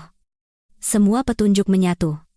Banyu bukan bayi yang baru lahir tahun lalu, melainkan seorang anak berusia setidaknya 5 tahun. Hubungan Bhaskara dengan Rina sudah berlangsung jauh lebih lama dari yang kubayangkan, mungkin bahkan sebelum aku bertemu dengannya. Kalau begitu, mengapa mereka harus memalsukan akta dan usia anak itu? Aku mengambil ponselku dan memotret semua yang ada di kamar itu. Saat hendak berbalik, sebuah map di laci meja menarik perhatianku. Saat kubuka, aku menemukan laporan kesehatan Banyu, catatan vaksinasi, dan laporan tes DNA. Laporan itu menyatakan gen Bhaskara dan Banyu 99,9% cocok, memastikan hubungan ayah-anak. Tapi tanggal tesnya adalah 3 bulan yang lalu, dan institusi yang memeriksanya adalah Pusat Medis Shinta, milik Dor Shinta. Seorang anak dengan golongan darah yang tidak cocok dites paternitas di klinik Dor Shinta dan hasilnya dinyatakan cocok. Aku segera memotret dokumen-dokumen itu, tapi kemudian, Aku mendengar suara pintu terbuka diikuti suara obrolan dari lantai bawah. Banyu, taruh tasnya dan cuci tangan dulu, ya, Mama. Hari ini Papa datang? Jantungku serasa berhenti berdetak. Rina dan anaknya sudah pulang. Aku melihat sekeliling, jalan keluar hanya satu, dan mereka pasti akan segera naik ke lantai 2. Lemari, aku cepat-cepat bersembunyi di dalam lemari di kamar anak itu, menyisakan sedikit celah untuk mengintip. Pintu terbuka dan seorang anak laki-laki berseragam TK melompat masuk. Dari dekat, anak itu sangat mirip dengan Baskara. Banyu, sudah ganti baju? Nak? Rina masuk ke kamar. Ia lebih cantik dari di foto. Mama, aku kangen Papa, kata anak itu sambil cemberut. Rina berjongkok dan mengelus kepalanya. Akhir-akhir ini Papa sibuk sekali. Tapi sebentar lagi kita akan tinggal bersama selamanya, seperti kata Papa. Kita akan tinggal di rumah yang besar, dan Banyu akan sekolah di sekolah terbaik. Benarkah? Kalau begitu, anak Mama main di luar dulu ya. Mama mau masak. Setelah keduanya pergi, aku keluar dari lemari dengan keringat membasahi tubuh. Ruang sempit itu membuatku sesak napas, tapi aku harus menunggu sampai yakin mereka tidak akan kembali. 5 menit kemudian, aku perlahan membuka pintu lemari dan berjalan ke jendela. Lantai 2 tidak terlalu tinggi, dan di luar jendela ada dahan pohon besar yang menjulur cukup dekat. Perlahan, aku memanjat keluar jendela, berpegangan pada dahan, dan meluncur turun ke tanah.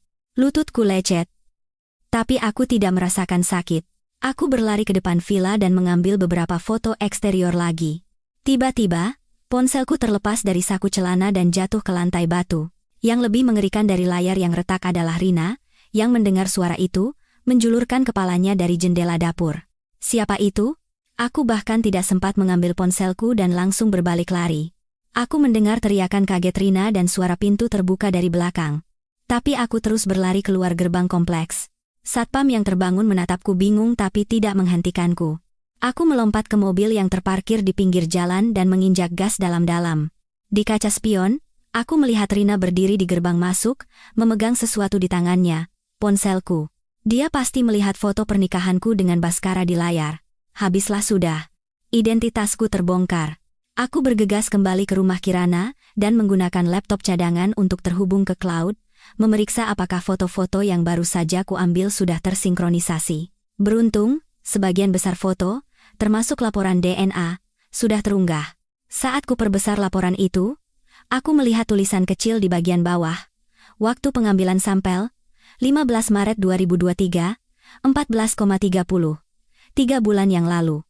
Waktu yang sama saat Baskara tiba-tiba mengajakku untuk perawatan kesuburan. Semuanya menjadi jelas. Mereka harus membuat Bapak Suryo percaya bahwa Banyu adalah keturunan Wijaya. Dan aku, yang menjadi penghalang, solusinya hanya 2. Aku hamil secara ajaib, atau aku lenyap. Melihat jam, sudah pukul 8.40. Tamu penting Baskara akan segera tiba, dan aku harus ada di sana. Mungkin ini kesempatan terakhirku untuk memecahkan misteri terakhir. Kembali ke rumah keluarga suamiku, aku berganti pakaian dan merapikan rambut agar terlihat seperti baru pulang dari rumah sakit. Saat melangkah masuk ke ruang depan, kepala pelayan menatapku dengan aneh, "Nyonya." Semua sudah menunggu. Ruang makan dipenuhi suasana berat yang nyaris mencekik. Bapak Suryo duduk di ujung meja dengan wajah tegang. Ibu Larasati tersenyum sinis, mengenakan setelan mahal. Baskara berdiri membelakangi jendela. "Maaf, saya terlambat." "Tadi menjenguk Dian," kataku pelan, pura-pura tidak tahu apa-apa. "Duduk," perintah Bapak Suryo singkat. Begitu aku duduk, bel pintu berbunyi. Beberapa saat kemudian, kepala pelayan mengantar 2 orang masuk ke ruang makan. Dr. Shinta Dewi, Banyu yang menggandeng tangannya, dan Rina. Napasku tertahan. Mereka membawa selingkuhan dan anak haramnya masuk ke rumah secara terang-terangan. "Perkenalkan, Ibu Larasati," angkat bicara, suaranya semanis madu. "Ini Dr. Shinta Dewi dan putrinya. Dan anak ini, namanya Banyu. Mulai hari ini, mereka akan tinggal di Paviliun Timur." Aku menatap Baskara tajam. Wajahnya campur aduk antara rasa bersalah, tekad, dan kelegaan. "Apa maksudnya ini?" Suaraku lebih dingin dari yang kuduga. "Anissa, ada beberapa hal yang harus diselesaikan." Bapak Suryo berdeham. "Banyu adalah keturunan keluarga Wijaya. Namanya harus dimasukkan ke dalam silsilah keluarga. Mempertimbangkan kondisimu, kami memutuskan untuk menerima Rina. Kuku menancap di telapak tanganku. Rasa sakit membuatku tetap sadar. Poligami itu ilegal. Yah, bukan poligami. Baskara akhirnya berbalik. Matanya sedingin es. Kita akan bercerai. Kau akan mendapatkan sebagian aset, tapi harus melepaskan semua hak atas saham perusahaan. Jadi inilah tujuan dari tamu penting itu. Pemberitahuan terakhir untuk mengusirku. Aku melirik Rina. Ia menunduk, tapi sudut bibirnya terangkat sedikit. Banyu menatapku dengan curiga, dengan mata polosnya. Dan jika aku tidak mau, maka kita akan menempuh jalur hukum. Ibu Larasati tertawa sinis. Istri yang tidak bisa punya anak, apa keuntungannya dalam kasus perceraian? Apalagi jika kondisi mentalnya tidak stabil dan cenderung menyakiti diri sendiri. Kami punya banyak bukti. Dok Shinta angkat bicara untuk pertama kalinya. Inilah rencana mereka. Aku harus mundur baik-baik, atau difitnah sebagai orang gila dan dikurung di rumah sakit. Anissa, ini jalan terbaik untuk semua. Baskara melembutkan suaranya. Kau masih muda. Ambil uangnya dan mulailah hidup baru. Persis seperti yang kau katakan padaku 3 tahun lalu, ya? Aku tertawa mengejek. Lalu setelah itu, menunggu aku kecelakaan dan mati karena serangan jantung, sama seperti yang kalian lakukan pada Dian? Ruang makan hening seketika. Wajah Ibu Larasati pucat pasi. Dok Shinta menyipitkan mata. Bapak Suryo mengerutkan kening. Apa yang kau bicarakan? Teriak Baskara. Aku tahu persis apa yang kubicarakan, kataku dengan jelas. Tentang kalian yang memberikan obat pada Dian. Tentang kalian yang memalsukan laporan DNA. Dan tentang Banyu yang bukan anakmu. Aku tahu semuanya. Tidak. Rina menjerit. Bohong. Banyu adalah putra kandung Mas Baskara. Ini laporannya. Laporan yang dibuat di klinik Dor Shinta itu. Aku tertawa sinis. Laporan dengan golongan darah yang tidak cocok, apa gunanya? Ayah bergolongan darah O bisa punya anak bergolongan darah AB? Wajah Bapak Suryo berubah seketika. Golongan darah? Apa maksudmu? Diam. Wanita ini sudah gila. Siapa di sana? Seret dia keluar.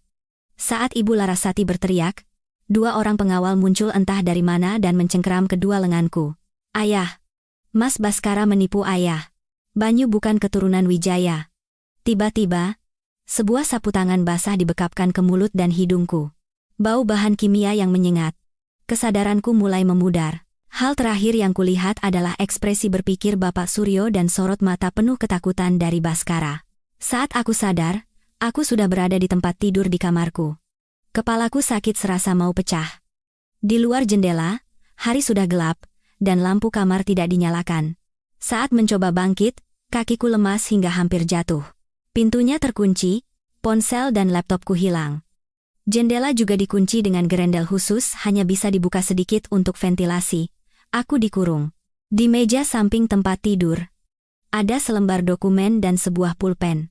Di bawah cahaya bulan, aku melihat itu adalah surat cerai. Kesepakatannya lebih kejam dari yang mereka katakan. Aku hampir diusir tanpa apa-apa. Aku merosot di lantai, menyandarkan keningku pada kaca jendela yang dingin. Apa yang harus kulakukan? Kirana tidak tahu situasiku, dan aku tidak punya cara untuk menghubungi kucing malam. Semua bukti ada di cloud, tapi aku tidak bisa mengaksesnya. Tiba-tiba, secari kertas kecil melayang masuk melalui celah jendela. Aku segera mengambilnya. Ada pesan yang ditulis dengan pensil. Besok pagi jam 9, CCTV akan mati selama 10 menit. Kabur lewat ventilasi di kamar mandi. Kak? Siapa? Kenapa membantuku? Bisa jadi ini jebakan. Tapi ini satu-satunya kesempatanku. Jika besok aku bisa kabur, aku harus menemukan bukti yang membuktikan hubungan sebenarnya Baskara dan Banyu. Laporan DNA yang asli. Dan mengapa Bapak Suryo bereaksi aneh pada kata golongan darah? Apa hubungannya dengan semua ini? Di luar jendela, bulan purnama yang dingin menatap ke bawah pada penjara mewah ini. Aku meringkuk di dekat jendela, merencanakan pelarianku besok. Jika gagal, yang menantiku adalah rumah sakit jiwa atau tempat yang lebih buruk. Tapi kali ini, aku tidak akan tinggal diam dan pasrah. Secari kertas di tanganku basah oleh keringat. Kak? Kenapa membantuku? Saat aku menerawang kertas itu ke cahaya bulan lagi, aku melihat tulisan tangannya rapi dan berbobot, tulisan tangan orang yang terpelajar. Mendengar suara langkah kaki pengawal di luar, aku cepat-cepat menyembunyikan kertas itu di dalam bra. Setelah suara langkah menjauh, aku masuk ke kamar mandi dan memeriksa lubang ventilasi. Penutupnya diikat dengan 4 baut, diameternya sekitar 30 cm. Untukku yang bertubuh kecil, cukup untuk dilewati. Masalahnya, aku tidak punya alat dan bautnya sudah berkarat. Aku kembali ke kamar tidur, dan mulai mencari benda yang bisa kugunakan. Jepit rambut, pulpen, gantungan baju logam. Aku mencoba meluruskan jepit rambut dan memutar baut, tapi tidak cukup kuat. Waktu terus berjalan, keringat dingin membasahi keningku. Jika besok aku tidak bisa kabur, masa depanku adalah rumah sakit jiwa atau tempat yang lebih buruk. Tiba-tiba, batang gorden menarik perhatianku. Saat kutarik keluar, salah satu ujungnya pas dengan celah baut. Aku bergegas kembali ke kamar mandi dan mulai bekerja. Butuh waktu 20 menit untuk melonggarkan baut pertama. Jariku tergores logam hingga berdarah, tapi aku tidak merasakan sakit. Baut kedua, ketiga. Saat baut terakhir berhasil kulonggarkan, di luar jendela fajar mulai menyingsing. Aku merosot di lantai, terengah-engah. Sekarang penutup ventilasi bisa dibuka, tapi aku harus menunggu sampai pukul 9 pagi. Aku butuh istirahat dan penyamaran. Aku memasang kembali baut-baut itu dengan longgar, lalu kembali ke tempat tidur, pura-pura tidur. Kurang dari 30 menit, suara pintu terbuka membangunkanku. Ibu Larasati membawa nampan sarapan, di belakangnya berdiri seorang pengawal. Beliau mengenakan setelan hijau tua dan rambutnya disanggul rapi, seolah akan menghadiri acara penting. "Tidur nyenyak?" tanyanya pura-pura perhatian, tapi matanya sedingin es. Aku pura-pura berantakan dan bangkit duduk. Kepalaku pusing. "Obat apa yang kalian berikan padaku?" "Hanya obat penenang," katanya, meletakkan nampan di meja. "Sudah kau pikirkan? Tanda tangani saja, dan semuanya akan lebih mudah." Aku menatap surat cerai itu, pura-pura gemetar. "Beri aku waktu." "Tidak ada waktu lagi," ia tertawa sinis.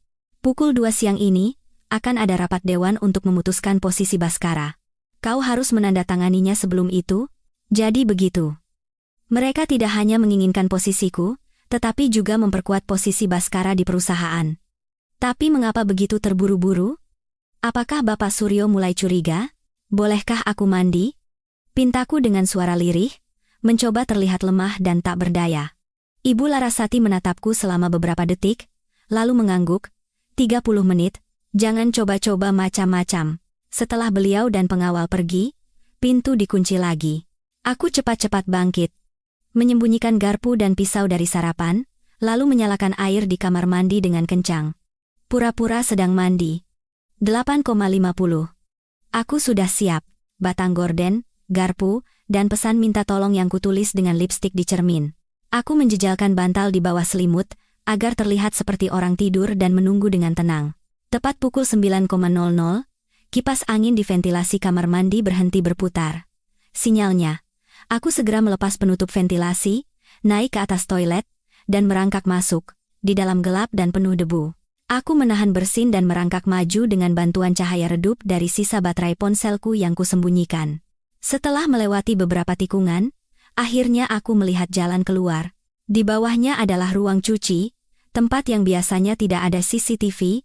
Aku menggunakan garpu untuk membuka penutupnya dan perlahan turun, mendarat di tumpukan handuk. Di luar ruang cuci adalah koridor yang terhubung ke pintu belakang dapur. Mengintip melalui celah pintu, koridor tampak kosong. Di dapur, aku bisa mendengar suara juru masak sedang menyiapkan makan siang. Aku mengendap-endap ke arah yang berlawanan. Pintu belakang terkunci, tapi di sebelahnya ada jendela kecil. Aku membukanya, membalikkan badan, dan melompat ke semak-semak. Lengan dan kakiku lecet, tapi aku tidak peduli. Aku berlari melintasi taman menuju tembok. Untuk pertama kalinya dalam 3 tahun, aku bersyukur tubuhku kecil. Aku memanjat pohon besar di dekat tembok dan melompat keluar.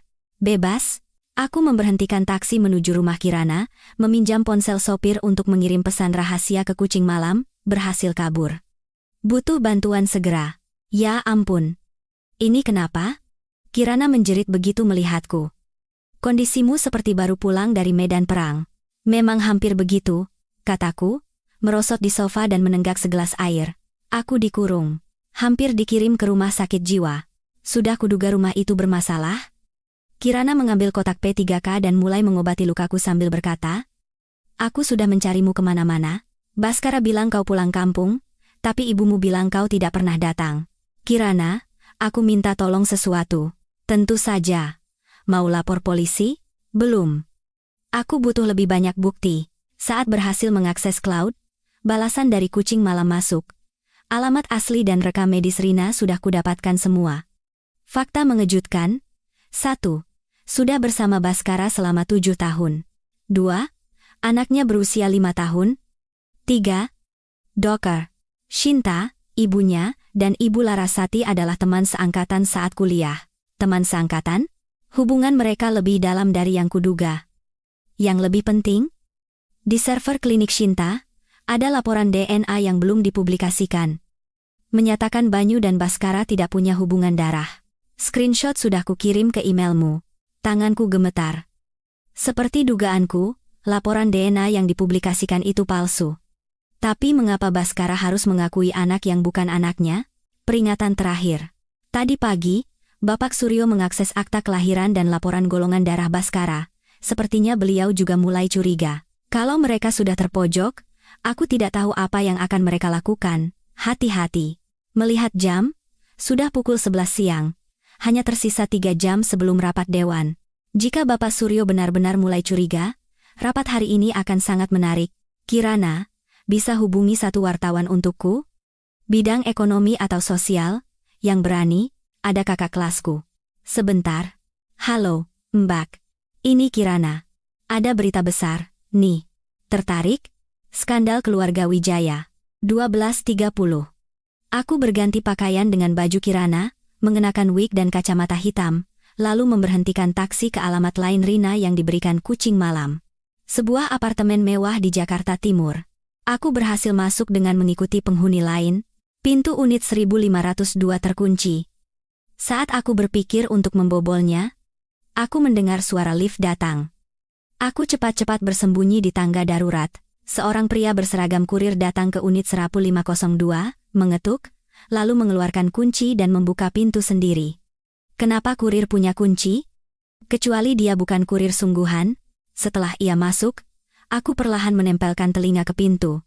Sudah selesai berkemas? Itu suara Baskara. Hampir. Mas, aku takut. Kalau rencana ini gagal bagaimana? Suara Rina terdengar tercekat. Tidak akan gagal. Ayah sudah mengizinkan nama Banyu masuk ke silsilah keluarga. Begitu rapat dewan hari ini selesai, aku akan resmi menjadi pewaris, asal Anissa mau tanda tangan. Tapi apa wanita itu akan mau tanda tangan baik-baik? Kemarin saja dia bicara seperti itu. Wanita itu tidak bisa berbuat apa-apa lagi. Suara Baskara sedingin es. Mama sudah menghubungi rumah sakit jiwa. Kalau dia tidak kooperatif, dia tidak akan pernah bisa keluar dari sana seumur hidupnya. Darahku terasa membeku. Mereka tidak hanya menginginkan hartaku, tetapi juga kebebasan dan kewarasanku. Lalu laporannya? Dr. Shinta sudah mengurusnya. Asal ayah tidak curiga. Tiba-tiba, suara dering ponsel terdengar. Apa? Kabur bagaimana? Orang-orang tidak becus, cepat cari dia. Jangan beritahu Bapak Suryo dulu, tunggu sampai rapat dewan selesai baru beritahu. Aku cepat-cepat mundur ke tangga darurat. Suara pintu dibanting terdengar, diikuti langkah kaki tergesa-gesa. Beberapa menit kemudian, aku kembali ke depan unit Serapus 502. Saat ku coba knopnya, tidak terkunci. Baskara pasti terlalu terburu-buru. Apartemen itu kosong, tapi di meja makan ada sisa kopi yang belum habis. Aku segera menggeledah. Di lemari kamar tidur, ada kemeja Baskara. Di meja kamar anak, ada sebuah album foto. Saat ku buka, aku hampir berteriak. Isinya penuh dengan foto mesra Baskara dan Rina. Foto tertua adalah 7 tahun yang lalu, bahkan sebelum aku bertemu dengannya. Di laci meja samping tempat tidur, ada map rekam medis Rina. Paling atas adalah hasil pemeriksaan dari Departemen Kandungan 5 tahun yang lalu, konfirmasi kehamilan. Pasien, Rina. Pasangan, Baskara. Dokter penanggung jawab, Dr. Shinta Dewi. Tanganku gemetar. Dior. Shinta tidak hanya memalsukan laporan DNA, tapi juga membantu persalinan putrinya sendiri. Drama besar ini sudah direncanakan berapa tahun? Paling bawah, ada sebuah polis asuransi jiwa. Penerima manfaat, Baskara. Tertanggung, Anissa. Nilai pertanggungan, 200 miliar rupiah. Tanggal polis dibuat, 1 minggu sebelum aku didiagnosis mandul. Jelas sudah. Mereka sudah lama merencanakan untuk merekayasa kematianku sebagai kecelakaan. Diagnosis mandul hanyalah umpan agar kematianku terlihat seperti bunuh diri, dan ancaman rumah sakit jiwa adalah rencana cadangan. Setelah memotret semua bukti, saat hendak pergi, pintu tiba-tiba terbuka. Di sana berdiri Rina dan Banyu. Bagaimana kau bisa ada di sini? Ia menyembunyikan anaknya di belakangnya, suaranya bergetar. Aku menunjukkan layar ponselku yang berisi laporan DNA palsu. Aku tahu yang sebenarnya. Banyu bukan anak Mas Baskara, kan? Air mata Rina mengalir. Aku tidak punya pilihan. Aku harus menuruti perintah Mama dan Ibu Larasati. Mama, tante ini yang ada di foto. Kan? Kata Papa dia orang jahat. Anak itu mendekatiku. Aku berjongkok. Menatap matanya. Banyu. Siapa nama ayahmu? Ya Papa Baskara. Tapi nenek bilang aku punya 2 ayah. Satu di foto, satu lagi di surga. Rina bergegas memeluk anaknya. Tolong. Pergilah dari sini. Kau tidak tahu betapa menakutkannya Ibu Larasati. Apa yang beliau lakukan? Sama seperti memberikan obat pada Dian, membuatku mandul, dan mencoba membunuhku.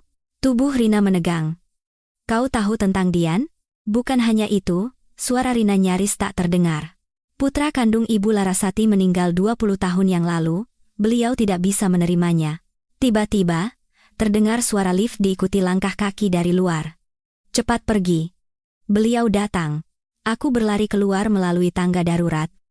Aku bisa mendengar suara pintu terbuka diikuti suara melengking Ibu Larasati dari belakang. Anak kurang ajar itu kemana? Aku berlari menuruni tangga, keluar dari gedung apartemen, dan memberhentikan taksi. Kemana, Mbak? Melihat jam, sudah pukul 13.45. Rapat dewan dimulai pukul 14.00. Wijaya Group Tower. Secepatnya. Pak, di dalam taksi, aku menelepon wartawan yang direkomendasikan Kirana. Halo, Mbak Wulan, saya Anissa. Tertarik dengan berita besar dari keluarga Wijaya? Tolong datang ke Wijaya Group Tower, ke ruang rapat dewan, sekarang, dengan tim kamera. Setelah menutup telepon, aku mengirim pesan ke kucing malam. Siapkan untuk merilis semua data. Laporan DNA, polis asuransi, rekam medis Rina. Target, ruang rapat dewan direksi Wijaya Group, pukul 14.15. Siap. Dan aku tahu satu rahasia Bapak Suryo. 20 tahun lalu, beliau melakukan vasektomi. Secara teori, Baskara tidak mungkin anaknya, sepertinya anak angkat. Fakta mengejutkan ini membuatku hampir menjatuhkan ponsel.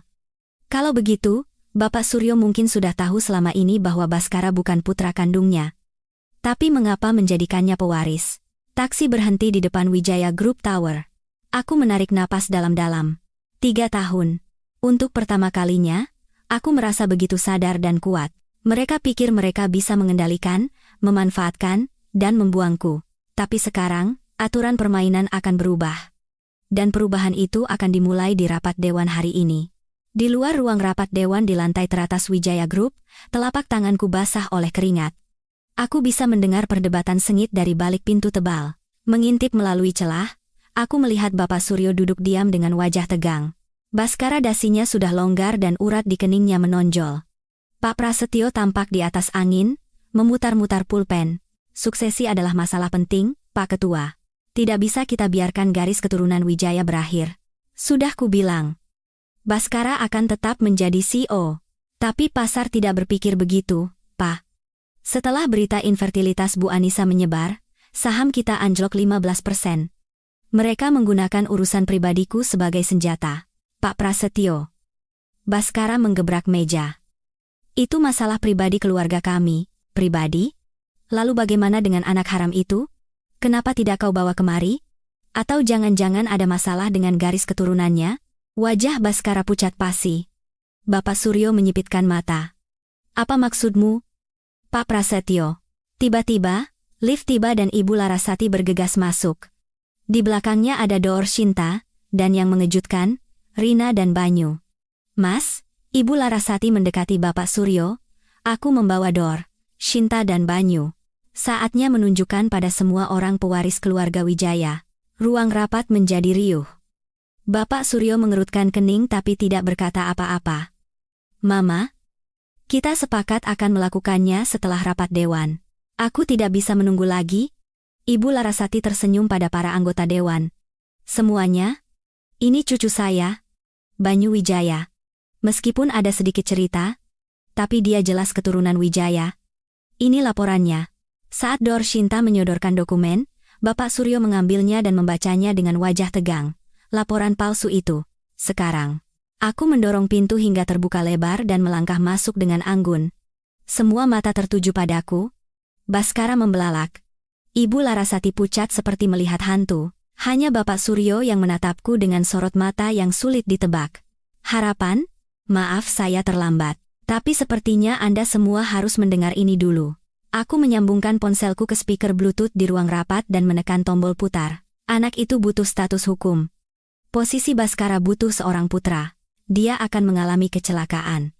Wanita muda meninggal karena serangan jantung mendadak, bukan hal yang aneh. Saat rekaman suara berakhir, ruang rapat menjadi gempar. Beraninya kau. Ibu Larasati menerjangku tapi dihalangi pengawal. Itu rekayasa. Rekayasa. Benarkah? Aku menampilkan data dari kucing malam ke proyektor. Foto Baskara dan Rina 7 tahun lalu. Foto ulang tahun kelima Banyu. Laporan DNA palsu dan catatan golongan darah asli. Dan polis asuransi jiwa 200 miliar. Ruang rapat menjadi seperti teater yang kacau balau. Ini tidak ada apa-apanya. Wanita ini gila. Dr. Shinta bisa membuktikannya. Begitu Dr. Shinta akan membuka mulut, aku memotongnya. Dr. Shinta Dewi, sebagai ibu dari Rina dan teman seangkatan Ibu Larasati, tentu orang yang paling tepat untuk bersaksi. Terutama karena Anda yang membantu persalinan putri Anda sendiri dan memalsukan laporan.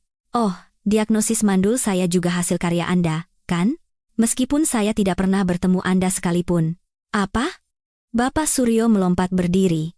Aku menatap matanya lekat-lekat dan berkata, 3 tahun yang lalu, hasil medical check-up saya normal. 3 bulan kemudian, saya didiagnosis disfungsi ovarium. Saat itu, yang bisa mengakses rekam medis saya hanya Dorshinta. Mata Bapak Suryo menyala karena marah. Larasati. Beliau menatap Ibu Larasati. Kau. Beraninya kau. Belum selesai. Aku menampilkan data terakhir. Ini akta kelahiran asli Banyu. Usianya 5 tahun. Golongan darah AB. Tapi Mas Baskara, aku menoleh pada suamiku, wajahnya pucat pasi, golongan darahmu O, kan? Secara biologis, orang tua bergolongan O tidak mungkin punya anak bergolongan AB. Tiba-tiba, Bapak Suryo tertawa mengerikan. Hebat. Hebat sekali. Inikah pewaris yang kau siapkan bertahun-tahun? Cucu palsu dengan golongan darah yang tidak cocok? Mas, tolong dengarkan aku dulu. Mendengarkan apa? Kebohonganmu selama 20 tahun? Caramu memperlakukan Dian? Beliau mengeluarkan sebuah map dari tasnya dan membantingnya ke meja. Tadi pagi aku mengambil akta kelahiran Baskara, dan aku menemukan fakta yang luar biasa. Dia bukan anakku. Kata-kata itu membuat Baskara terhuyung hingga kursinya jatuh. Ayah, itu. Kau bukan ayahmu. 30 tahun lalu aku sudah vasektomi, aku tidak bisa punya anak. Kau adalah anak adopsi yang kuambil, dan semua ini, beliau menunjuk pada Ibu Larasati, adalah ulahnya. Ibu Larasati tertawa histeris. Ya. Putraku sudah meninggal. Jadi aku mencari penggantinya? Aku membesarkanmu, membentukmu menjadi pewaris yang sempurna. Tapi kau menghancurkan segalanya. Ia berteriak padaku. Tidak. Kataku tenang. Anda yang menghancurkan segalanya sendiri, karena Anda tidak pernah bisa menerima kenyataan bahwa garis keturunan bukanlah segalanya. Tiba-tiba, pintu ruang rapat terbuka lagi. Dian Pitaloka masuk bersama seorang pria asing. Mama, tidak. Harus kupanggil Ibu Larasati? Ingatanku sudah kembali. Dian berjalan ke sisiku. Aku ingat apa yang ada di dalam susu yang kau berikan setiap hari Rabu. Dan aku ingat bagaimana ibu kandungku meninggal. Semuanya, pria asing itu melangkah maju. Bapak Suryo. Saya Inspektur Chandra. Dulu saya yang menangani kasus kematian Nyonya Eun Yong 20 tahun yang lalu. Saat itu, kasus ditutup karena bukti tidak cukup. Tapi sekarang, Ada cukup alasan untuk membuka kembali kasus ini sebagai kasus pembunuhan. Ibu Larasati menjerit dan mencoba melempar vas bunga ke arah Dian, tapi berhasil ditahan oleh pengawal. Beliau benar-benar kehilangan akal, menggumamkan kata-kata putraku. Garis keturunan. Pewaris. Sambil menangis dan tertawa bergantian. Wajah Dr. Shinta pucat pasi, dia butuh perawatan medis, sebagai seorang dokter. Anda juga kaki tangannya, jawab Inspektur Chandra dingin. Anda akan diselidiki atas tuduhan malapraktik dan penipuan medis. Di tengah kekacauan itu, Baskara berlutut di lantai. Ayah. Tidak. Bapak Suryo. Saya benar-benar tidak tahu. Bapak Suryo menatapnya seperti orang asing. Kau tahu atau tidak? Sekarang sudah tidak penting. Rapat dewan kali ini akan memilih jajaran direksi baru. Dan kau. Beliau menoleh padaku, untuk pertama kalinya ada rasa bersalah di matanya. Anissa? Bagaimana menurutmu? Semua mata kembali tertuju padaku. Aku menarik napas dalam-dalam. Saya hanya ingin hasil yang adil. Surat cerai akan saya tulis ulang. Dan masa depan Wijaya Group harus dipimpin oleh orang yang paling kompeten, bukan karena garis keturunan atau konspirasi. Tiba-tiba, Pak Prasetyo mulai bertepuk tangan. Benar. Saya usulkan Bapak Suryo Wijoyo untuk sementara mengambil alih posisi CEO. Anggota dewan lain setuju. Bapak Suryo mengangguk dan memerintahkan agar Ibu Larasati dan Dr. Shinta dibawa pergi. Rina memeluk anaknya yang menangis dan menatapku dengan benci. Ikut pergi. Baskara terduduk di sudut ruangan seperti orang tak berjiwa. Rapat akan dilanjutkan 1 jam lagi. Setelah semua orang keluar, di ruang rapat hanya tersisa aku, Bapak Suryo, dan Dian. Bapak Suryo memijat pelipisnya dengan lelah. Anissa, aku harus minta maaf padamu. Tidak apa-apa, Yah. Ayah juga korban, kan? Seharusnya aku tahu lebih awal. Terutama soal Dian. Beliau menoleh pada putrinya. Kau ingat semuanya? Samar-samar. Yah. Ibu kandungku. Eun-yong. Orang yang sangat baik. Ibu Larasati menyuntiknya. Lalu dia tidak bangun lagi.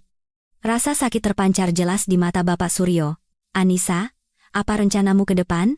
Aku tahu wartawan yang direkomendasikan Kirana akan segera tiba.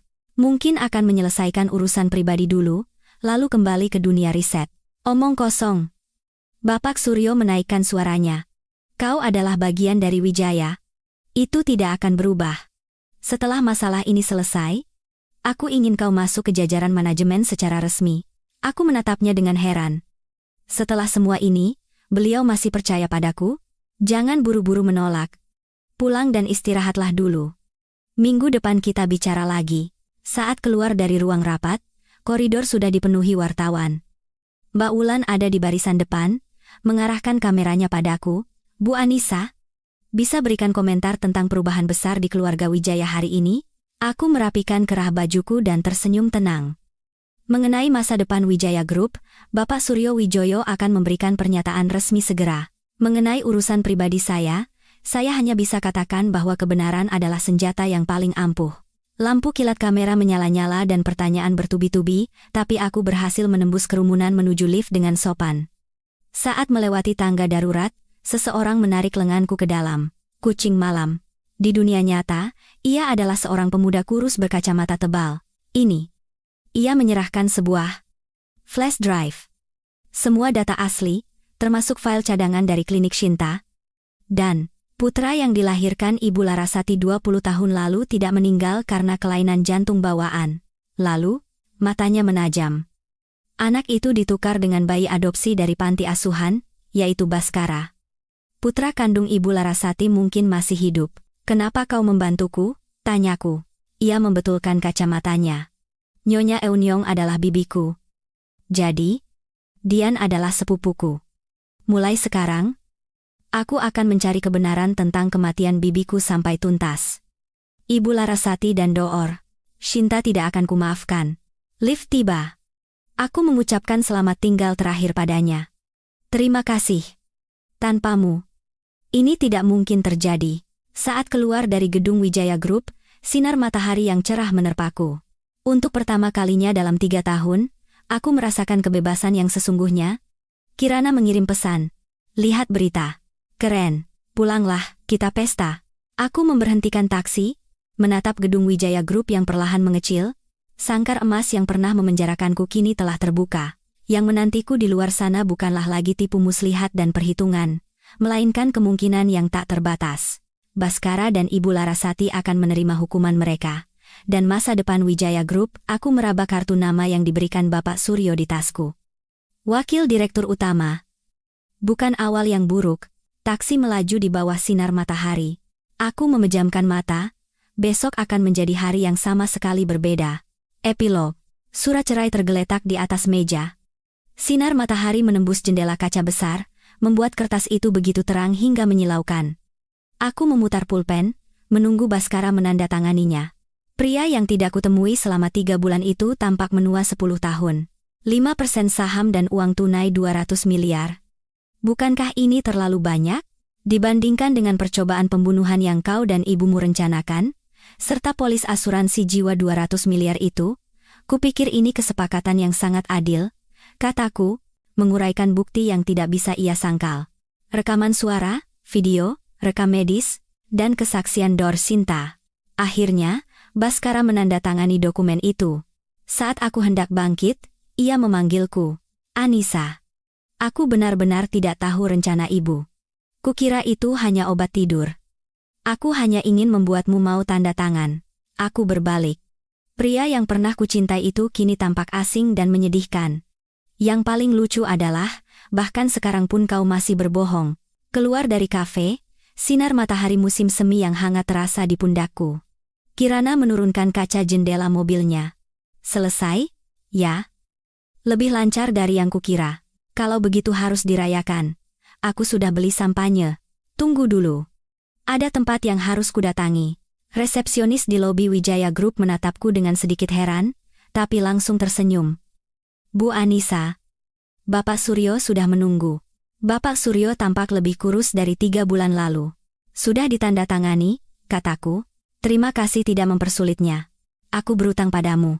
Beliau menuangkan 2 gelas whisky. Larasati di rumah sakit jiwa. Delusinya semakin parah. Izin praktik dokter. Shinta dicabut dan akan menghadapi tuntutan pidana. Bagaimana dengan Dian? Bersama pemuda hacker itu, sepupunya. Dia memutuskan untuk kembali kuliah. Aku sudah memberikan sebagian sahamku padanya sebagai kompensasi. Keheningan sejenak. Tawaranku dulu. Posisi wakil direktur utama masih kosong. Tapi sekarang, kau mungkin ingin melakukan sesuatu sendiri. Ayah benar-benar mengenalku, aku tersenyum. Aku sudah mendirikan perusahaan konsultan yang khusus menangani strategi perizinan obat dan manajemen RD. Mungkin akan butuh sumber daya Wijaya Group sebagai mitra yang setara. Hahaha. Bapak Suryo tertawa tulus untuk pertama kalinya dalam 3 tahun. Ya, inilah Anissa yang kukenal. Beliau menyodorkan sebuah kontrak. Bagaimana kalau kita buat perusahaan patungan? Kau 51%, kami 49%. Urusan R.D., kuserahkan sepenuhnya padamu. Kesepakatan di kontrak itu jauh lebih baik dari yang kubayangkan. Tidak takut saya akan mengancam Wijaya Group, ya? Bisnis adalah medan perang. Yang kuat yang menang. Dan keluarga Wijaya berutang padamu? Di depan lift, aku bertemu Dian dan nama aslinya sekarang ku tahu, Min Jun. Dian tampak jauh lebih ceria. Mbak Nisa. Ia memelukku. Aku memutuskan untuk kuliah psikologi. Ingin membantu orang seperti kita di masa depan. Panggil saja kakak. Sekarang kau sudah jadi miliarder kecil, jangan boros, ya. Akan saya jaga, kata Min Jun sambil membetulkan kacamatanya. Oh ya. Dor. Shinta sudah mengaku. Soal putra kandung Ibu Larasati. Banyu. Sedang dalam penyelidikan. Kalau butuh bantuan, hubungi saja. Saat keluar dari gedung Wijaya Group, aku menarik napas dalam-dalam. Pernikahan 3 tahun, percobaan pembunuhan, kebohongan yang tak terhitung jumlahnya. Akhirnya berakhir. Dan babak baru akan dimulai. Di apartemen Kirana, kami membuka sampanye. Rencana selanjutnya? Menguasai dunia? Mulai dari pasar obat dulu, aku tersenyum, membuka laptop dan menunjukkan rencana bisnisku. Sudah ada 3 perusahaan modal Ventura yang tertarik berinvestasi. Hebat. Kau jauh lebih baik dari orang-orang di rumah itu. 1 tahun kemudian, perusahaan konsultanku, Sinergi Pharma, tumbuh hingga memiliki 50 karyawan. Proyek patungan dengan Wijaya Group untuk obat kanker memasuki tahap uji klinis, membuat valuasi perusahaan meroket hingga triliunan rupiah. Media menjulukiku Cinderella industri farmasi dari istri terbuang keluarga konglomerat, dan aku terpilih sebagai salah satu dari 40 pemimpin bisnis berpengaruh di bawah 40 tahun. Sebaliknya, Wijaya Group sahamnya terus merosot akibat perebutan kekuasaan internal. Jadi, saat Baskara muncul di lobi perusahaanku, aku tidak terlalu terkejut. Bu Anissa, bisakah kita bicara sebentar? Kondisinya menyedihkan. Ia memintaku untuk mempertimbangkan investasi strategis di Wijaya Group. Kenapa aku harus bertanggung jawab untuk itu? Ini kerjasama. Wijaya punya jaringan distribusi dan basis produksi. Anda punya ide dan jaringan global. Kita bisa saling menguntungkan. Aku menatap gedung Wijaya Group di luar jendela. Akan saya pertimbangkan, tapi ada syarat. 1. Kekuasaan absolut dalam urusan R.D. 2. Singkirkan para direksi lama, termasuk Pak Prasetyo. Dan 3. Aku akan kembali tinggal di rumah keluarga Wijaya itu. Apa? Bukan sebagai istrimu, tapi sebagai pemegang saham. Rumah itu lokasinya strategis, cocok untuk menjadi kantor pusat Sinergi Farma. 3 hari kemudian, Bapak Suryo menyetujui semua syarat. Hari kepindahan, rumah lama keluarga Wijaya diubah menjadi gaya modern dan minimalis. Di ruang kerja yang kini menjadi milikku, terpajang fotoku saat menjadi sampul majalah. Puas? Tanya Baskara getir. Sangat? Oh ya? Rapat dewan minggu depan ada agenda untuk mencopotmu dari posisi CEO. Secara pribadi, kupikir Minjun lebih cocok. Ayah tidak akan setuju. Beliau sudah setuju. Dan kami sudah menemukan jejak Banyu yang asli. Ingin tahu kebenarannya? Bagaimana putra kandung ibumu meninggal? Baskara meninju dinding dan merosot. Itu, apa? Tanyakan pada Dok Ershinta. Polisi sudah membuka kembali kasusnya. Saat aku menutup pintu, aku membuka email dari Minjun. 30 tahun yang lalu, putra kandung Ibu Larasati tidak meninggal, tetapi ditukar. Banyu yang asli mungkin masih hidup di suatu tempat. Di luar jendela, para pekerja sedang membongkar taman mawar yang sangat disayangi Ibu Larasati. Tumbuhan yang ia tanam sebagai simbol cinta yang menyimpang dan kebutuhan kontrolnya. Sekarang, di tempat itu akan menjadi halaman rumput yang luas. Bapak Suryo mengirim pesan. Rapat dewan sudah siap. Kau yakin akan melakukan ini? Era baru butuh darah baru. Yah. Balasku. Lalu berdiri di depan jendela. Fotoku yang terpajang di dinding bersinar di bawah sinar matahari. Dari menantu keluarga konglomerat menjadi pemimpin bisnis. Dari korban menjadi pengendali. Aku telah berjalan di jalan yang panjang selama 3 tahun. Dan sekarang, permainan yang sesungguhnya baru saja dimulai.